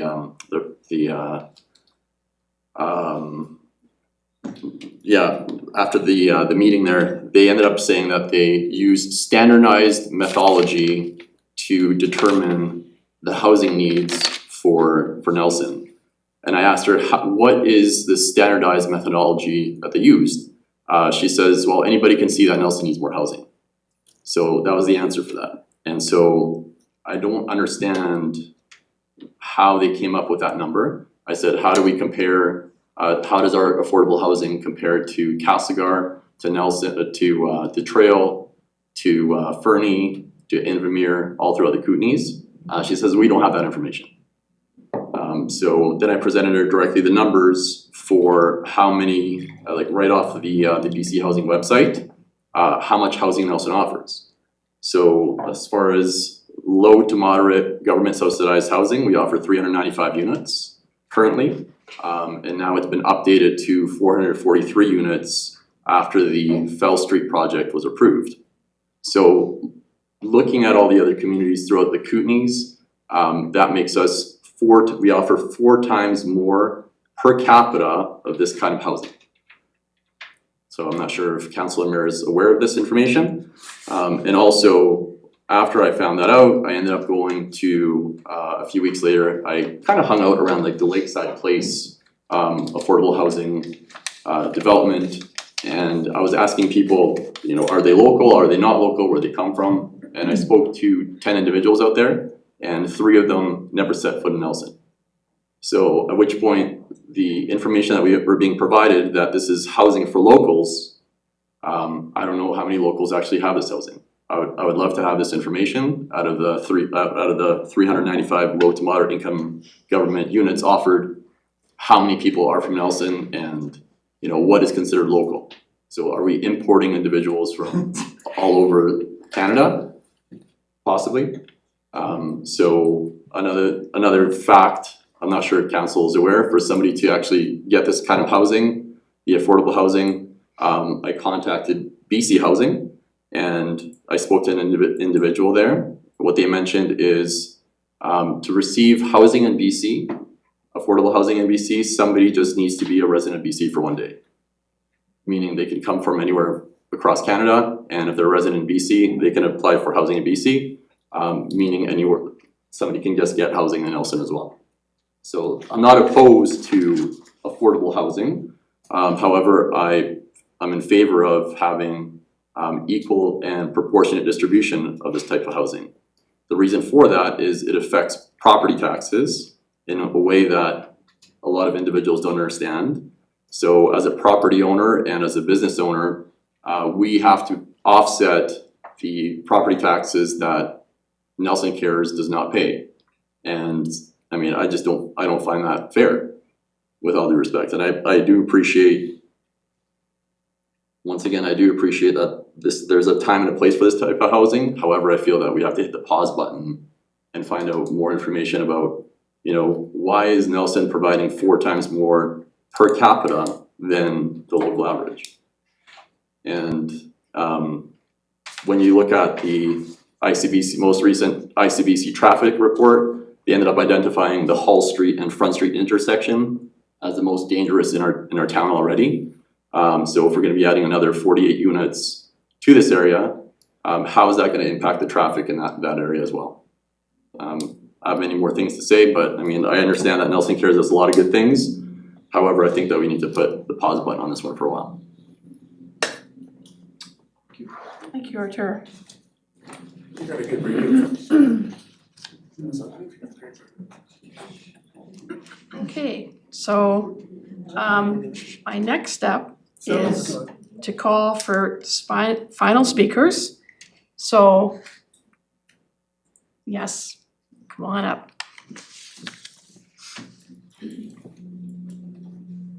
I wasn't gonna speak until Artur spoke, and I thought I'd do a bit of a demographic reality check, just to, and I know Mike Stolte. Thank you, Mike. 817 Vernon Street. Thanks. I live within a block of the proposed development. I'm an economist, or have been a federal economist, and I just wanted to talk a little bit about the demographics of Nelson. Mayor Morrison, you sent me a congratulatory note after Bill Metcalf did a story on kind of taking down the numbers that BC Stats put out, that Mikola announced, which suggested that we needed 3,000 more units in the next 20 years, citing a growth rate of 40% over the next 20 years. And just to put it into perspective, Nelson has grown by 20% over the last 20 years. And if you kind of look at what's happening in Canada, we did not have any population growth in the last quarter. BC has not had one person move to the province in the last 2.5 years. We've had 10 successive quarters of outmigration. Further, I would argue too that internationally, which has been the source of most growth in Canada, and we get the spillover effects, has basically gone to zero. Our population has, the number of people coming in on permanent resident programs, the number of students has decreased significantly. So if you get our natural population growth rate, which is below zero now, we're not having as many babies as we used to, which means we're essentially declining in population without people coming in from other provinces or other countries, unless we cannibalize from within BC. Further to that, I would suggest that we've already got a number of units that have been proposed. I think Share has been approved for 48 units in Fairview. The Chamber Workforce Project has 55 units proposed. 611 Vernon Street, just over here, has 125 units, that's market rate. The mall, Nelson Landing, has 85 units. That's quite a few units. And what I'm gonna argue is just that the Castlegar Sun reported not long ago that Selkirk College will lose 60 to 85% of international students over the next couple of years.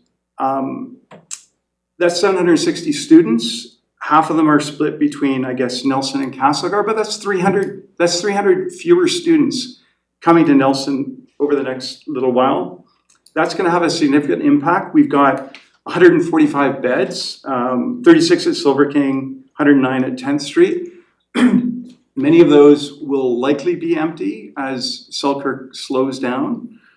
And I wanna sort of do a little bit of a reality check because I'm not opposed to affordable housing, but I think we really need to consider what's actually going on. There's two other big things that will impact Nelson, the Kootenays, the rest of Canada. One of them is sort of the decline in international migrants. It's tremendous because that's been fueling the growth in Canada. That's slowed down to nothing now, almost nothing.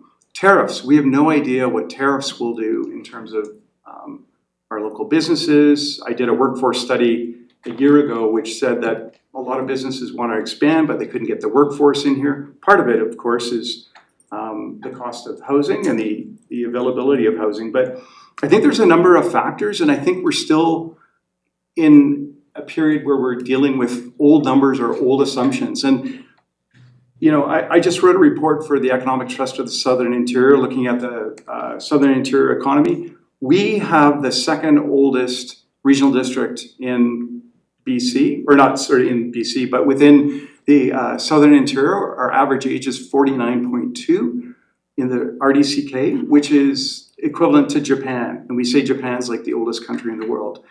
The RDKB is 2 years older than that. So if there's any need, it's a need for seniors housing. And I would suggest that should be our priority. And if you look at an analysis of the last two censuses, the people that moved here, the biggest demographic was between 71 and 75 for the last two censuses, not just the one that was affected by COVID. So it's older people that are moving here.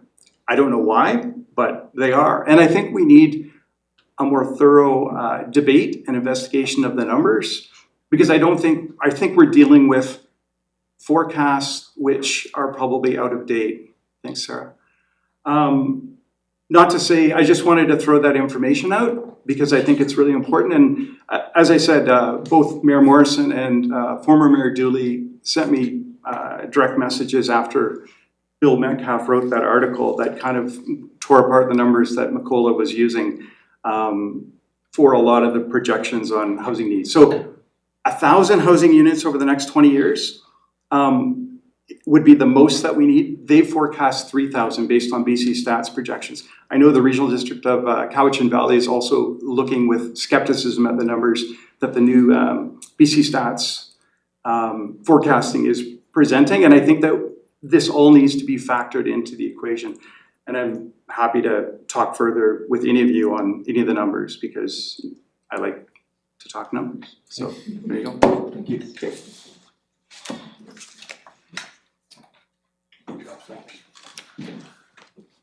Okay, I keep moving this piece of paper, but I see somebody else back there, so come on up. We might need a break. We're getting close to 2 hours. I don't know, are we allowed Yeah. a break? I was going to have a break once we got through the speakers, so we'll see how many more hands might go up. Maybe you could If ask now just- how many more hands are there?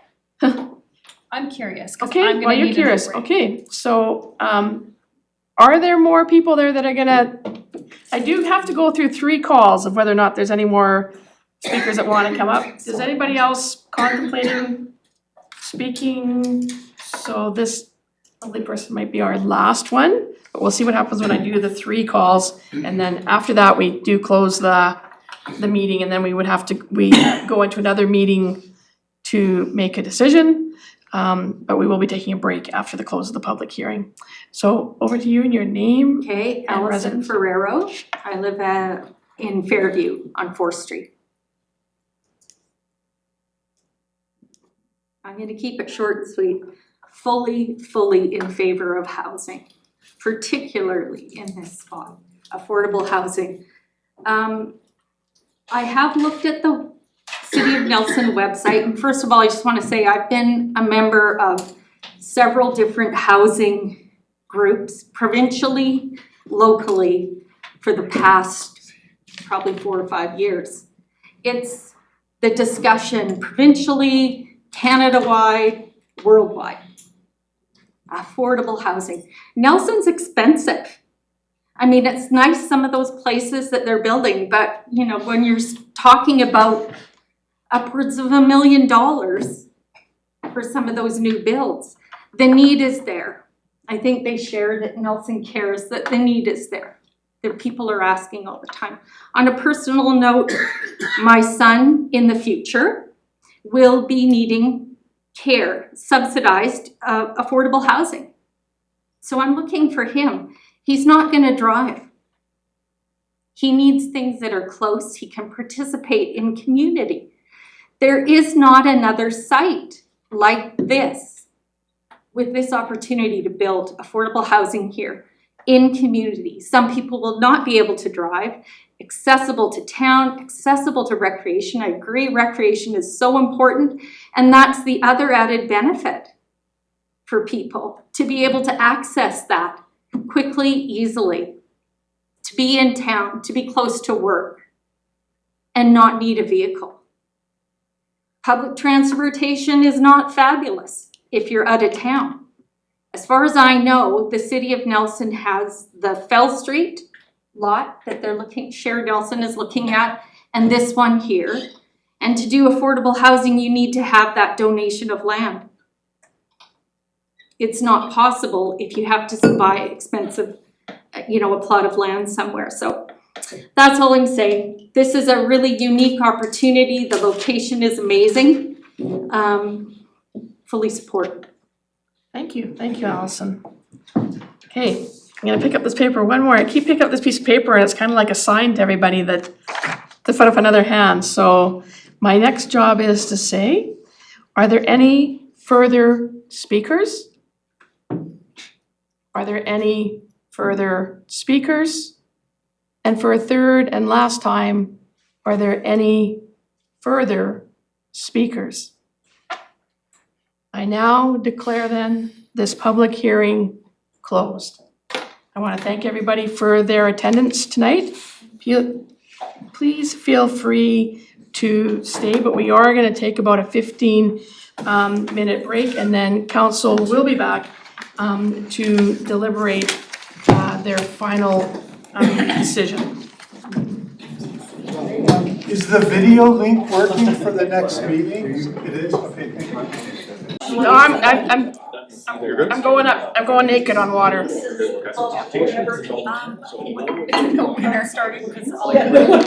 And he'll be fine. Excellent.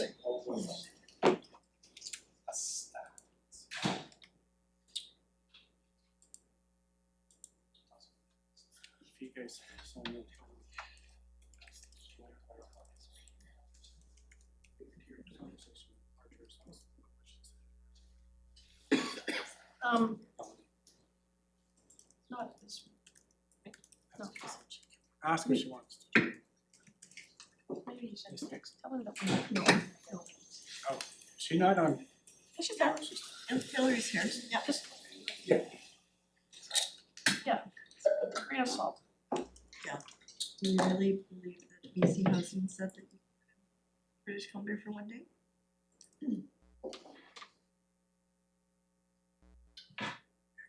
You just need to go to their website, trust me.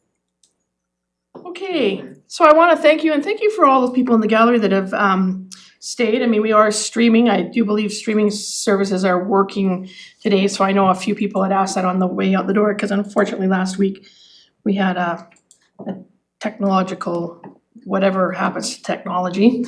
Mine always seems to be broken, so I just assume that's just the way of the world.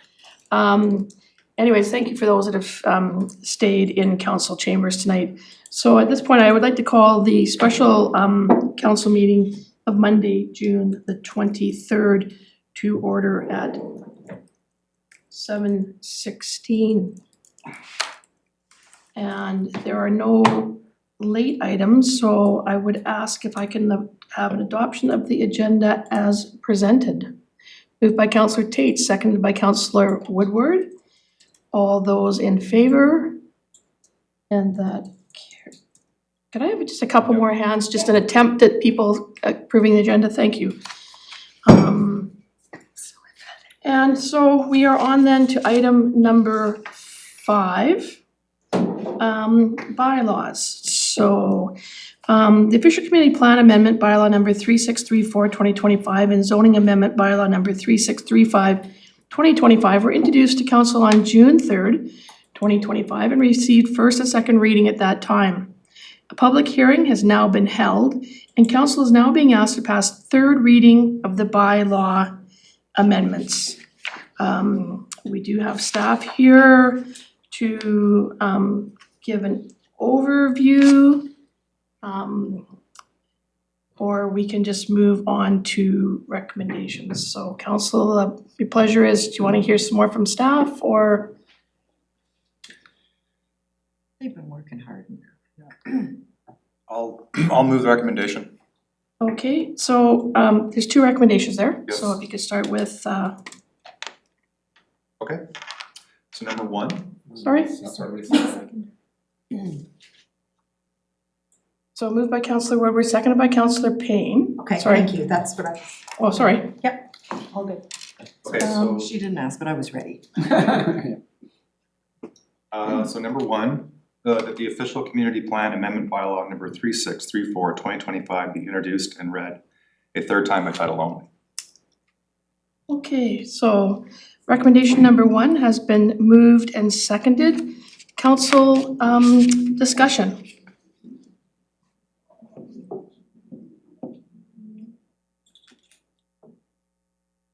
As the mover, do you want to go first? I have nothing to add. Thank you. Okay, I'm just like, could somebody tell me what's going on in the hallway? Because I'm, sorry. Okay, so seeing no discussion by Councillor Tate. Thanks.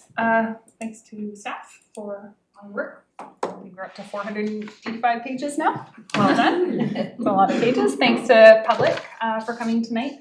It was nice to hear such a variety of views, and it's nothing I think that anyone hasn't heard before, which is great. So kind of getting that all out in one place, in one space is a great thing to do. I've been working on this for a long time now, just like we all have, and I also sit on the Rec Commission, so seeing it with a number of different hats.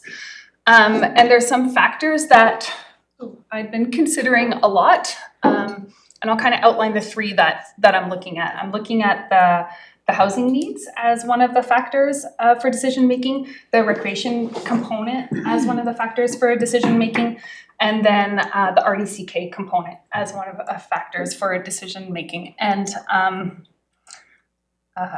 it is a lot. It's 485 pages and then some, right?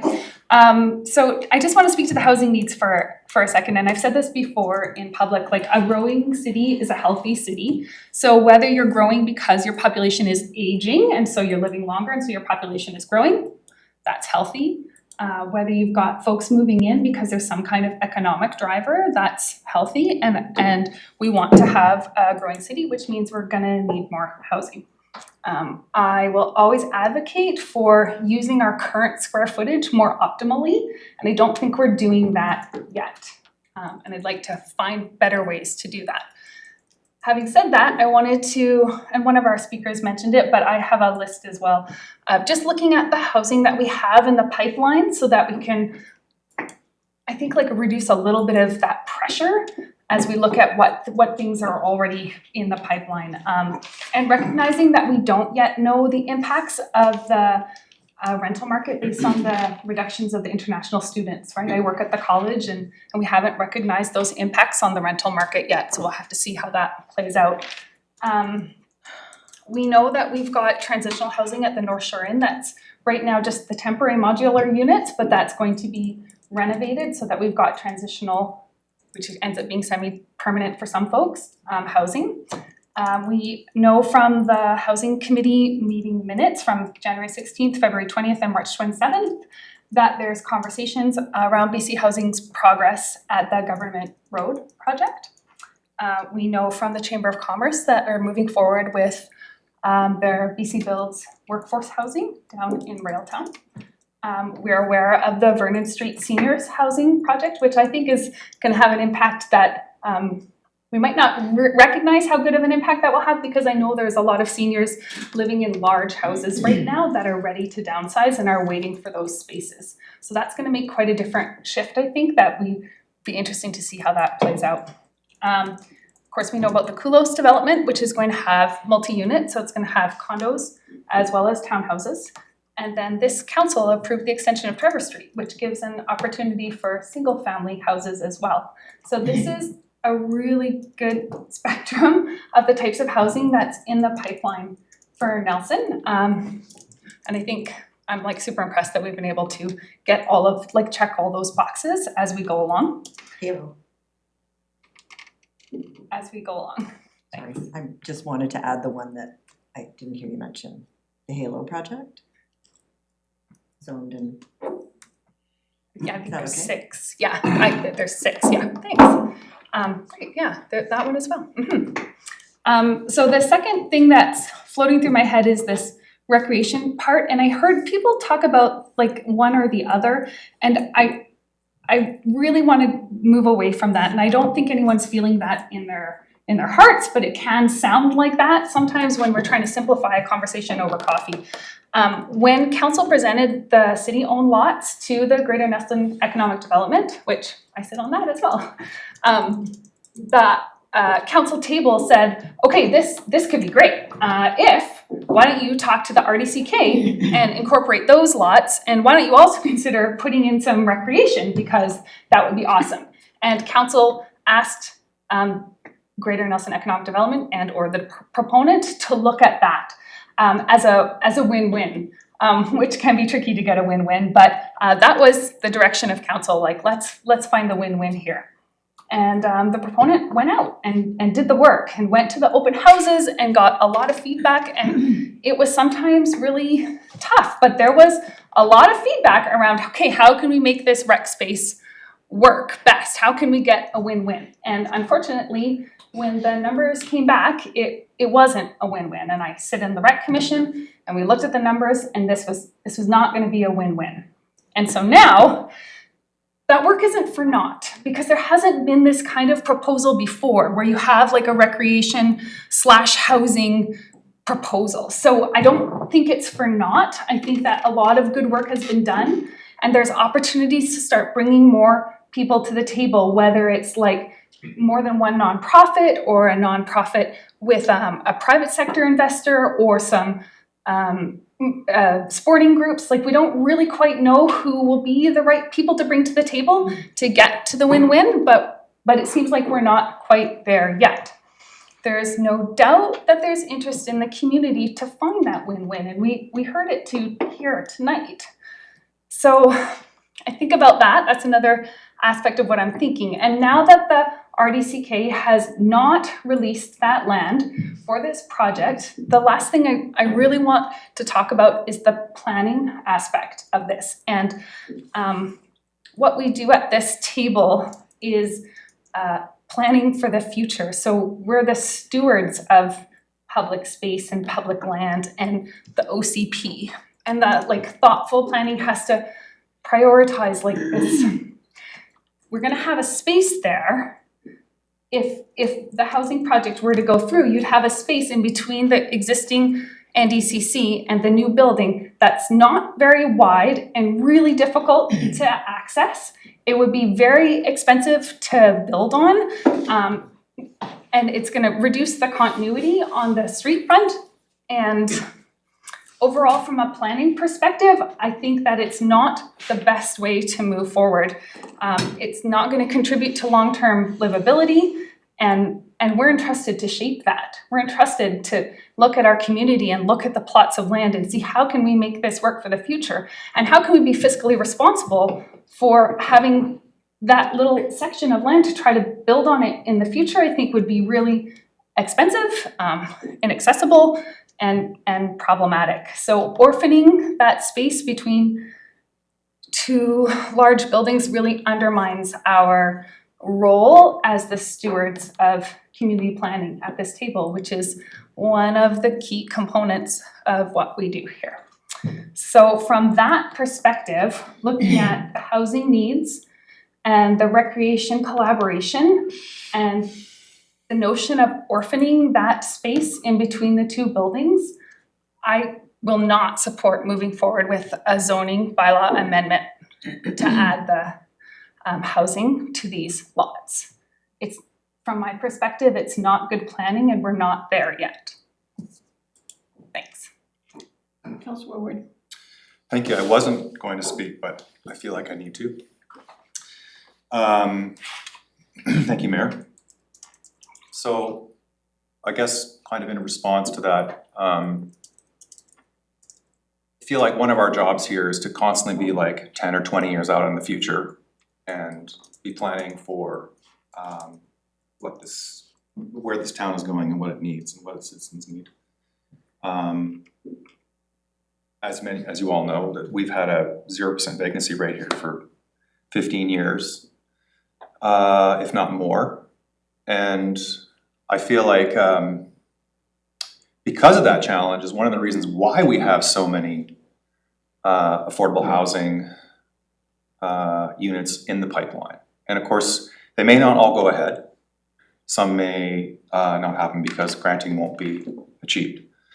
But I do feel like we're trying to kind of make up for what wasn't happening for a long time. I think, Nelson Cares was continuing that work and building a project, I don't know, I think about every 5 or 8 years or something like that. Trying to continue the work to get us away from a 0% vacancy rate. I feel like some of the literature I've read says that what we should have is kind of a healthy 3 to 5% vacancy rate, and not so close to the bone that we're just barely there. To me, all these projects that are in the pipeline, if most of them go through, I feel like that would bring us up into that kind of like 2 to 3% maybe vacancy rate, and more ability for people to come here and work. I mean, I'm just thinking about all of the people who work in our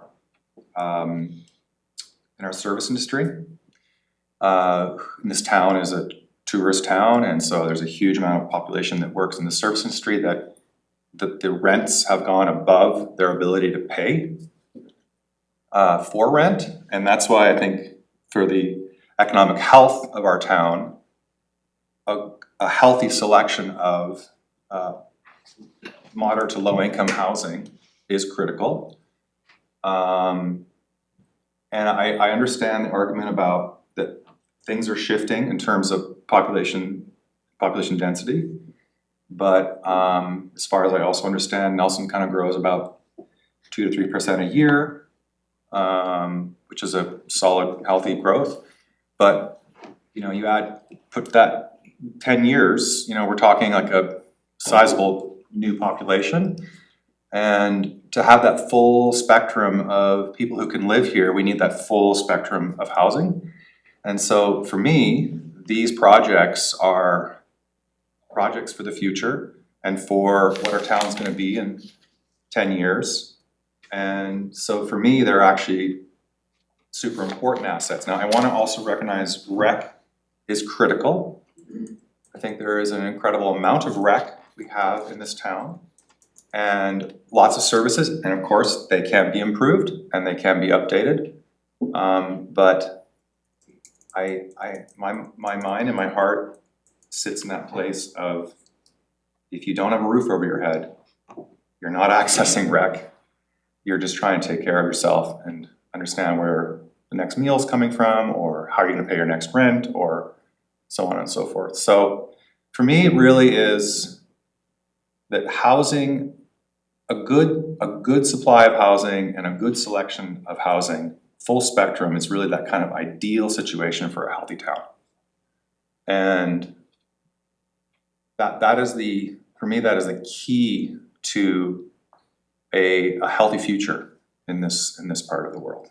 So I don't wanna I'm not trying to sideline rec, or I'm not saying rec is not important, it's critical. And we have an amazing group of rec groups in this town that do all kinds of work. But roofs over heads, I think is really the critical piece moving forward. Thank you. Councillor Payne? There is one thing I just want to draw our attention to, and that is at the last meeting, we did get our annual report. And here in a glance, it says the population of Nelson, whenever people were asking me how large Nelson was, I was telling them 11,500 because that was the last number I had.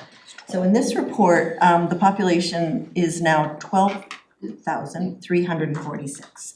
So our population has gone up by 800 approximately persons. And the units that have been built over the same period were 87 units. So you just need to look at that number. To me, that sort of demonstrates that we've got 1 unit added to our housing stock for every 10 people. That's not getting us to a healthy vacancy rate. So we do have other units coming on board, and I didn't go far enough, and I'm not as fast as some other councillors on my math, of doing the calculation of even adding in all of those units. Would that get us, above 0? I also would like to, so I think that's current, specific to Nelson, relevant data. I also want to point out that I was very gratified to see so many people come and speak tonight on both sides of the issues. That's what we're looking for. We're looking for that community input so we can make a well-rounded decision. But I also think it's important to consider the 40+ written comments that we received, which were not only from individuals but from organizations who were overwhelmingly in support of this project. And if you haven't had an opportunity to look at those emails and the number of correspondence that we did receive, it wasn't, slightly more. It was overwhelming. And Ken, I can't remember the exact numbers. It was 40+ that we received, and it was 42 in support, 5 not in support.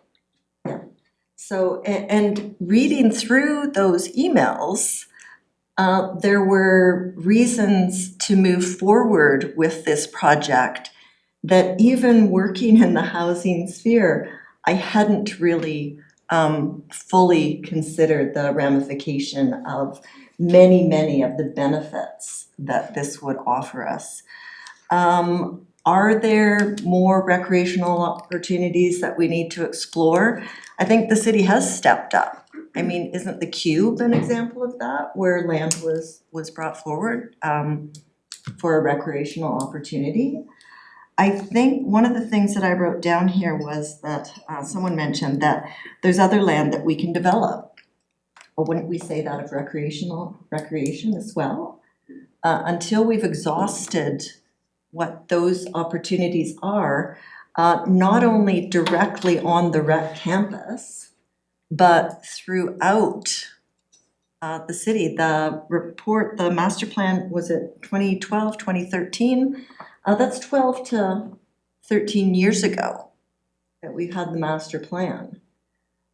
This is an opportunity that's presenting itself to us now to solve a crisis that we see when we walk down the street now. We have friends, we have relations, we have children growing to that spot where they'll need their own housing as well. This is the crisis before us now today that I think is so important to address. And this project is only getting us a fraction of the way there, which is why the accumulation of all the projects that Councillor Tate has listed right along the housing continuum is so important. We're going to be working our way out of the deficit created by the Canadian government abdicating their responsibility to social housing in the 80s for the next 20 or more years if we get very aggressive.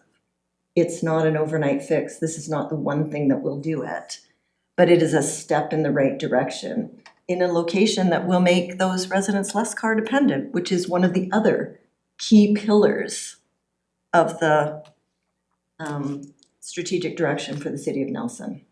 So I am in strong support, and I think we can get to a win-win for recreation. There's so many opportunities that we just haven't tapped yet.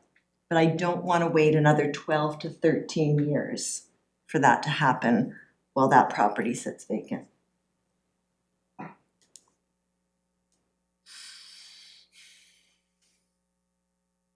Councillor Page. Not on this one. Not on this one. You don't want to commit. Oh, on this one. Oh, okay. So, I need to say that, I'll just start by saying that I'm not in favor of the official community plan amendment either. And some of it is actually what Councillor Payne just actually said. And some of it is what Councillor Tate said, and I don't know if I need to repeat myself, but I will repeat it. One is that I truly believe that the provincial and federal governments have contributed grossly to the housing shortage that we have now. And as many things is, this has now been left to municipalities to scramble to build more housing.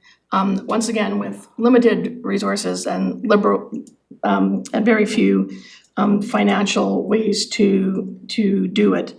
And so it's actually, I think I can back up. It's not that I'm like in terms of the fact that whether or not we change this OCP or the zoning, I think both of the changes actually expand the potential of what this land could be used for. But at this particular junction, and we've done that. I think we need to make it clear to the public, we have done OCP changes and to facilitate what the OCP looks like, what zoning should be then for that change in the OCP. But in this case, it also has this project attached to it. So because the minute we pass both this OCP and the zoning, this project has been then, for lack of a better word, green lighted. So the fact that we're expanding the uses of the property, I like that, but the fact that the trigger is then that a project is going through, I'm struggling with that at this time. Councillor Tate listed all of the projects. The North Shore Inn needs to be rebuilt, that's just temporary. 45 Government Road is being worked on to bring in some more beds of supportive housing. We have the Chamber of BC Builds project, hopefully it might finally get shovels in the ground come later this fall. We have the Fell Street project that we just put through. We have all of the privately sort of funded ones, which would be like Kulos and Trevor Street and Halo and the independent living units. And there was other land. And I think my greatest disappointment might actually be that BC Housing owns a big piece of land here in Nelson, and they've not at any time reached out to either Share or to Nelson to perhaps look at proposals being built on that land. And I hear, and because I've heard it for 25 years, that something is going to get built on those lands in Fairview. But I think that was another big missed opportunity where probably 100 or more units, I've heard as much as 150, I believe, coming from the Housing Committee, units could be built on that land, which would make a substantive bite out of our affordable housing shortage. And so when we talk about missed opportunities or opportunities, I think that's a very large missed opportunity there that could have been very helpful. And then when you're building something of size that's scalable, and so with that kind of size also the cost potentially are better captured than building 50, 50, 50, 50, 40, 30 in terms of housing units. So there is some scale things there. I worry about workforce, all of these projects coming. So in my discussions with the BC Builds, they're looking at probably having, when that project comes in, they're probably having to go out of town to bring in the crew that will build that building. Those aren't jobs that are in Nelson. Yeah, those people are gonna have to eat in a restaurant, yes, so we will have some economic benefit of that. But do we have the workforce and the skilled trades here? And I worry about that, and then a number of projects getting carried out. I know that there was some struggle with Nelson Care, which is when they built the project on Nelson Avenue, that set it back in terms of completion date. And again, a lot of that was about supplies and inventory and getting crews in. So I wonder about workforce. I wonder about workforce in terms of bringing people on to help with just capacity. I think that Nelson Cares is the best operator a community can have. We are like the envy of at least southeastern British Columbia, because they're just like, well, if you go to a conference, if we had Nelson Cares, we'd have housing. And you know what? So we're very lucky to have Nelson Cares. This is not about Nelson Cares. But I do, again, worry about their capacity, because they're involved with the North Shore Inn. They're gonna have to guide the redevelopment of that project. I'm hoping, because at this point, 45 Government Road will go out to tender for an operator. I'm hoping that it's Nelson Cares that puts a bid in to be the operator there. They need to have staff and capacity to run that. I don't want an operator that lives on Vancouver Island or in Prince George being the operator of a supportive housing unit here in Nelson. I want a local operator. I'm hoping Nelson Cares will step forward at that time. Again, capacity. How much capacity do these organizations have to continue to take on all of this work? And so, and as for recreation, you know what? My family benefited from the recreational resources in this town. But I can tell you that I'm no fool, and that I've listened to the discussions around the recreation table. I sat there in 1999 when I was elected to council, and I still have sat there now for the last 10 years. And I can pretty much say with quite a bit of certainty that, Councillor Payne, you are probably correct. Nothing's gonna get built on that corner for a number of years in terms of recreation because of the extraordinary cost, just like building housing, recreation costs a lot to build. And I am willing to work with recreation groups to try to find some win-wins, but I need to also make it clear, it's not because there will be those in the town that said, you went against housing because your family was all about recreation. It's like, there are drawbacks there, as well as the drawbacks that I see. So I'm really conflicted about this, and because of that, I just need to be thinking, we need to be slowing this down a little bit, and taking a look and making sure that we can do what's kind of already on the books and then add in. It's not like, we know that this is a rolling intake for this community housing fund. So July 31st is the first date. It's not the last date. Perhaps something as crazy as this goes back to recreation and the decision is made to go to referendum and ask the people if they want to spend the money to do the combined facility on those 4 lots. I don't really know, but there's lots of discussions that still can be had. But I think that I think we have lots of opportunity. We need to do these projects that we've got sort of on the books now. Do them well, do them with the excellence that Nelson is known for, and then add on additional projects. And I would like to see that land in Fairview get moved to the top of the list as a site for housing development. Sorry, recreation, you're not going there, but for housing development, it's always been there. That's always what it was earmarked for. And I think we've really missed on not pushing harder to see that there. So there you go, you have my comments. So Councillor Page, if you don't have any comments, I think we could go to the vote. Councillor Payne. Yeah, I think it is presumptuous of this table to make a decision based on the perceived, concern about whether we have the workforce to complete these projects. And whether we feel that a social service agency in town has the capacity to manage these projects. That is a concern to me. I think the other factor is, even if the Fell Street project is moving forward, will that project get funded? There's just too many variables not to lay down all our cards on the table as far as that. We know the BC Builds project has been delayed significantly based on a number of different factors. Presume it's moving forward.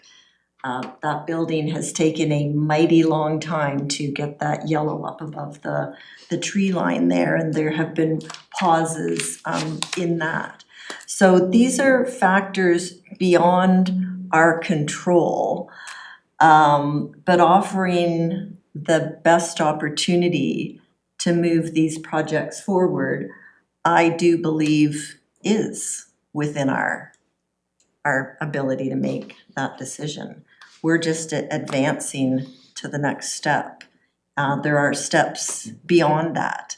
Changing the zoning doesn't commit us, changing the OCP doesn't commit us to the project. It just leaves the door open to the next step. And that's why I think it's not we're not, you say we're green lighting it. I don't think we're not the green lighters. The government with the funding to contribute millions of dollars to our community to solve a challenge that we have, whether or not it is of a municipal making or a provincial or a federal making. These are people who live in our community. And my feeling is that is who we are looking to care for. So I don't know that concern over the workforce. We know that we have concern over the workforce. That's how this whole thing got started with workforce housing. So without this particular project, we don't have what was mentioned. You know, this project is open doors to seniors and families and singles. Fell Street is a workforce project, and we have supportive housing. So this project is filling a hole that isn't in any of the projects out there right now. Will BC Housing come through in that other one? They say they're going to, but you've been hearing that for a long time. Fingers crossed that they do have a team on it and are moving forward, but they're looking at 4 years down the road. So I can't say that to people that I know who are living in their cars, you know, sleeping on someone's couch and living in unsafe environments where they have nowhere to go to escape from violence. Councilor Ward. Thank you. I think my final statement here is that if we nix this project and we don't move forward, and that plot of land sits there for 10, 15 years empty, I know I'm gonna live with that. We could have actually made a difference and we could have housed people, but we didn't. That is gonna sit heavy. I mean, I've lived in this community for most of my life. I've seen the struggle. I've been through the struggle trying to find housing. Even though I'm sitting on as a counselor, our family is, we're close to the bone. And, you know, we got a house, we were able to buy a house almost 10 years ago, barely. And if I were trying to do that now in our family, no way. We would be totally out of luck. So for me, it's really personal because I live very, very close to those edges. And I know how important affordable housing is, and I know how important affordable housing is to the future health of our community. Because not everyone coming here can just go out and buy an $800,000 to $1 million home, or even like a $600,000 condo. It's just not gonna happen for a lot of people. We still want people in this community with a whole variety of skill sets and personalities and abilities. So I feel like for me, it's like beyond anything, it's just we need to participate in helping house people and making this town not a place that is just for the upper class, the wealthy, which we're always quivering on. Because of the cost of housing here is just ridiculous for a little town. But here we have an opportunity to actually fill an empty lot that's been sitting empty for so long. If we refuse that and then it sits there empty again for 10 or 15 years, it's just, to me, it just seems like a bit of a dereliction of like, where we're letting something go. We have it in our hand. It's a total possibility. We can do this, and I just feel like throwing it away because of some concerns about how it's gonna get done, or will we have the staffing or the builder, I mean, that can all be dealt with. But what can be dealt with is missing a funding opportunity that may disappear in the next budget. So I'm just gonna leave it at that. Okay, I think everybody that wanted to speak, Councillor Tate. I'll just remind us how important it is at this table that even though we can feel it, it's important that our decision-making is not driven by our personal experiences. It's our role to look at the community from way up high. And we do have a need to have more housing, particularly in all communities, particularly in the lower end of the continuum, because that's where the need is greatest. That's what the housing needs study shows us. And we do have those projects on the go. Looking at these steps with the OCP and the zoning amendment is going to put us in a position of orphaning a little slice of land, and it's really poor planning. It's gonna be really difficult to build there in the future, it's going to make it like extraordinarily expensive if that's the space that the RDCK wants to hold for recreation. It's gonna make it really difficult to access based on the topography and context. And a lot of those letters came in before June 17th when that decision was made. So just being aware of that context. I know that there is support in the community for affordable housing, and there definitely is support at this table, and there's definitely support in the actions that we are making and the decisions that we're making. But we need to be really careful about the planning aspect of it, because nobody else is responsible for the planning aspect of it, just us. So I'm gonna leave it at that. Can I just ask about the orphaning thing? No, we're not really supposed to be like debating with each other or. That was a question I had out of the public hearing, but yeah. I think you can ask staff for clarification. Yeah, you could add, if you have a question there for. So the original building, there was a walkway from the It's attached to current, the existing building, yeah. a what? It's attached to the existing. Yeah, it was attached. So I'm not sure why that couldn't just Well, that be would the be- same. Like if that would they're be how- standalone building, it would be attached. So that's why I'm not understanding why it's orphaned. It's not orphaned, it's just moving to another family. Our family, you know, the housing family is over here and the recreational family is over here. So 3 lots are gonna be in one family and the last lot is gonna be with its recreation family. I think So the point is, that's it not would have to orphaned to be me. part of the NDCC. Yeah. Which is what was Which anticipated is what- in 2012 or whatever. Wants, isn't it? So it They couldn't want be, that property for. it's likely it couldn't be a standalone building, it would be attached to the NDCC. Yeah, so I don't think of that as orphaning it. So I just wanted some clarity on that. So it would just be an addition. Yeah. So it would still be fully accessible, From the NDCC, yes. which is what we're looking at. It's a rec facility, fully accessible from the current rec facility, like an addition, which I presume would be less expensive than a standalone building anyway, so. But that's not my skill set. Okay, I just wanted some clarity around that. I didn't understand that orphaning. I didn't think anyone would be building a straight up, all by itself building there. Thank you. Any other comments, councillors? Okay, so the first recommendation that the official committee plan amendment bylaw number 3634/2025 be introduced and read a third time by title only. It has been moved and seconded. All those in favor? And those opposed? And that carries. Recommendation number 2, is there a mover? Councillor Woodward. Seconded by Councillor Page. Councillor Woodward. The zoning amendment bylaw number 3635/2025 be introduced and read a third time by title only. Okay, discussions regarding the zoning amendment bylaw. The mover has nothing. No. Thanks to staff and staff at both local governments for all the work we've done to get to this point.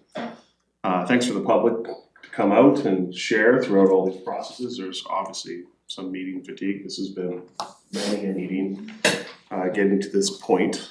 I agree with much that has been said about how we support our community getting affordable housing, getting housing that makes sense for their lives, for the wages that are supported in this area. It's clear within the stats, and I think one of the members of the public really put it succinctly when they talk to how people's entire capacity is being consumed by what they pay towards housing and the basic needs, and that's not a healthy situation for a community. I also want to be clear that in my mind at this stage, I'm separating out what we've learned from this process. We heard it a lot within the public tonight. They want both. They want this land to do both. They want this land to accomplish multiple needs at once. They want that mixed use. And that's what this decision in front of us today tells us. It tells us that we have laid down, taken that learning, had those hard knocks, had those hard conversations, and gotten one of the many muddy things about what could or couldn't happen here out of the way. So my support currently on this decision around land use specifically, for mixed use, for consolidated use of it, so that we could do housing and recreation, is a yes. But I'm putting a flag on that yes, because there are other decisions coming down impacted by the July 31st deadline that talk about what the building itself is, talk about the orphaned lot, which, speaks to opportunity to put something together that when it has multiple needs versus one very small lot that we may not be able to do much with, or the cost of building in the future will be much higher than trying to do it together. When those decisions come forward, and a lot of councillors have spoken to items that really sit squarely on those future decisions around the building, I'm gonna have a much more critical view of whether the building that we've gotten coming forward is the building that's gonna serve all those needs. But here at land use, on zoning, this is the right land use, this is the right mix of things we need to be building, this is one less complication we can remove from our plate. When we get to what the building actually is, I have reservations as well, serious ones. I have a question for staff.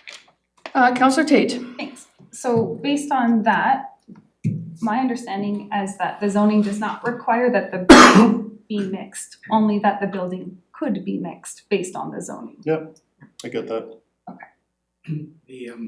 The decision point that council still has is, are you gonna make the land available?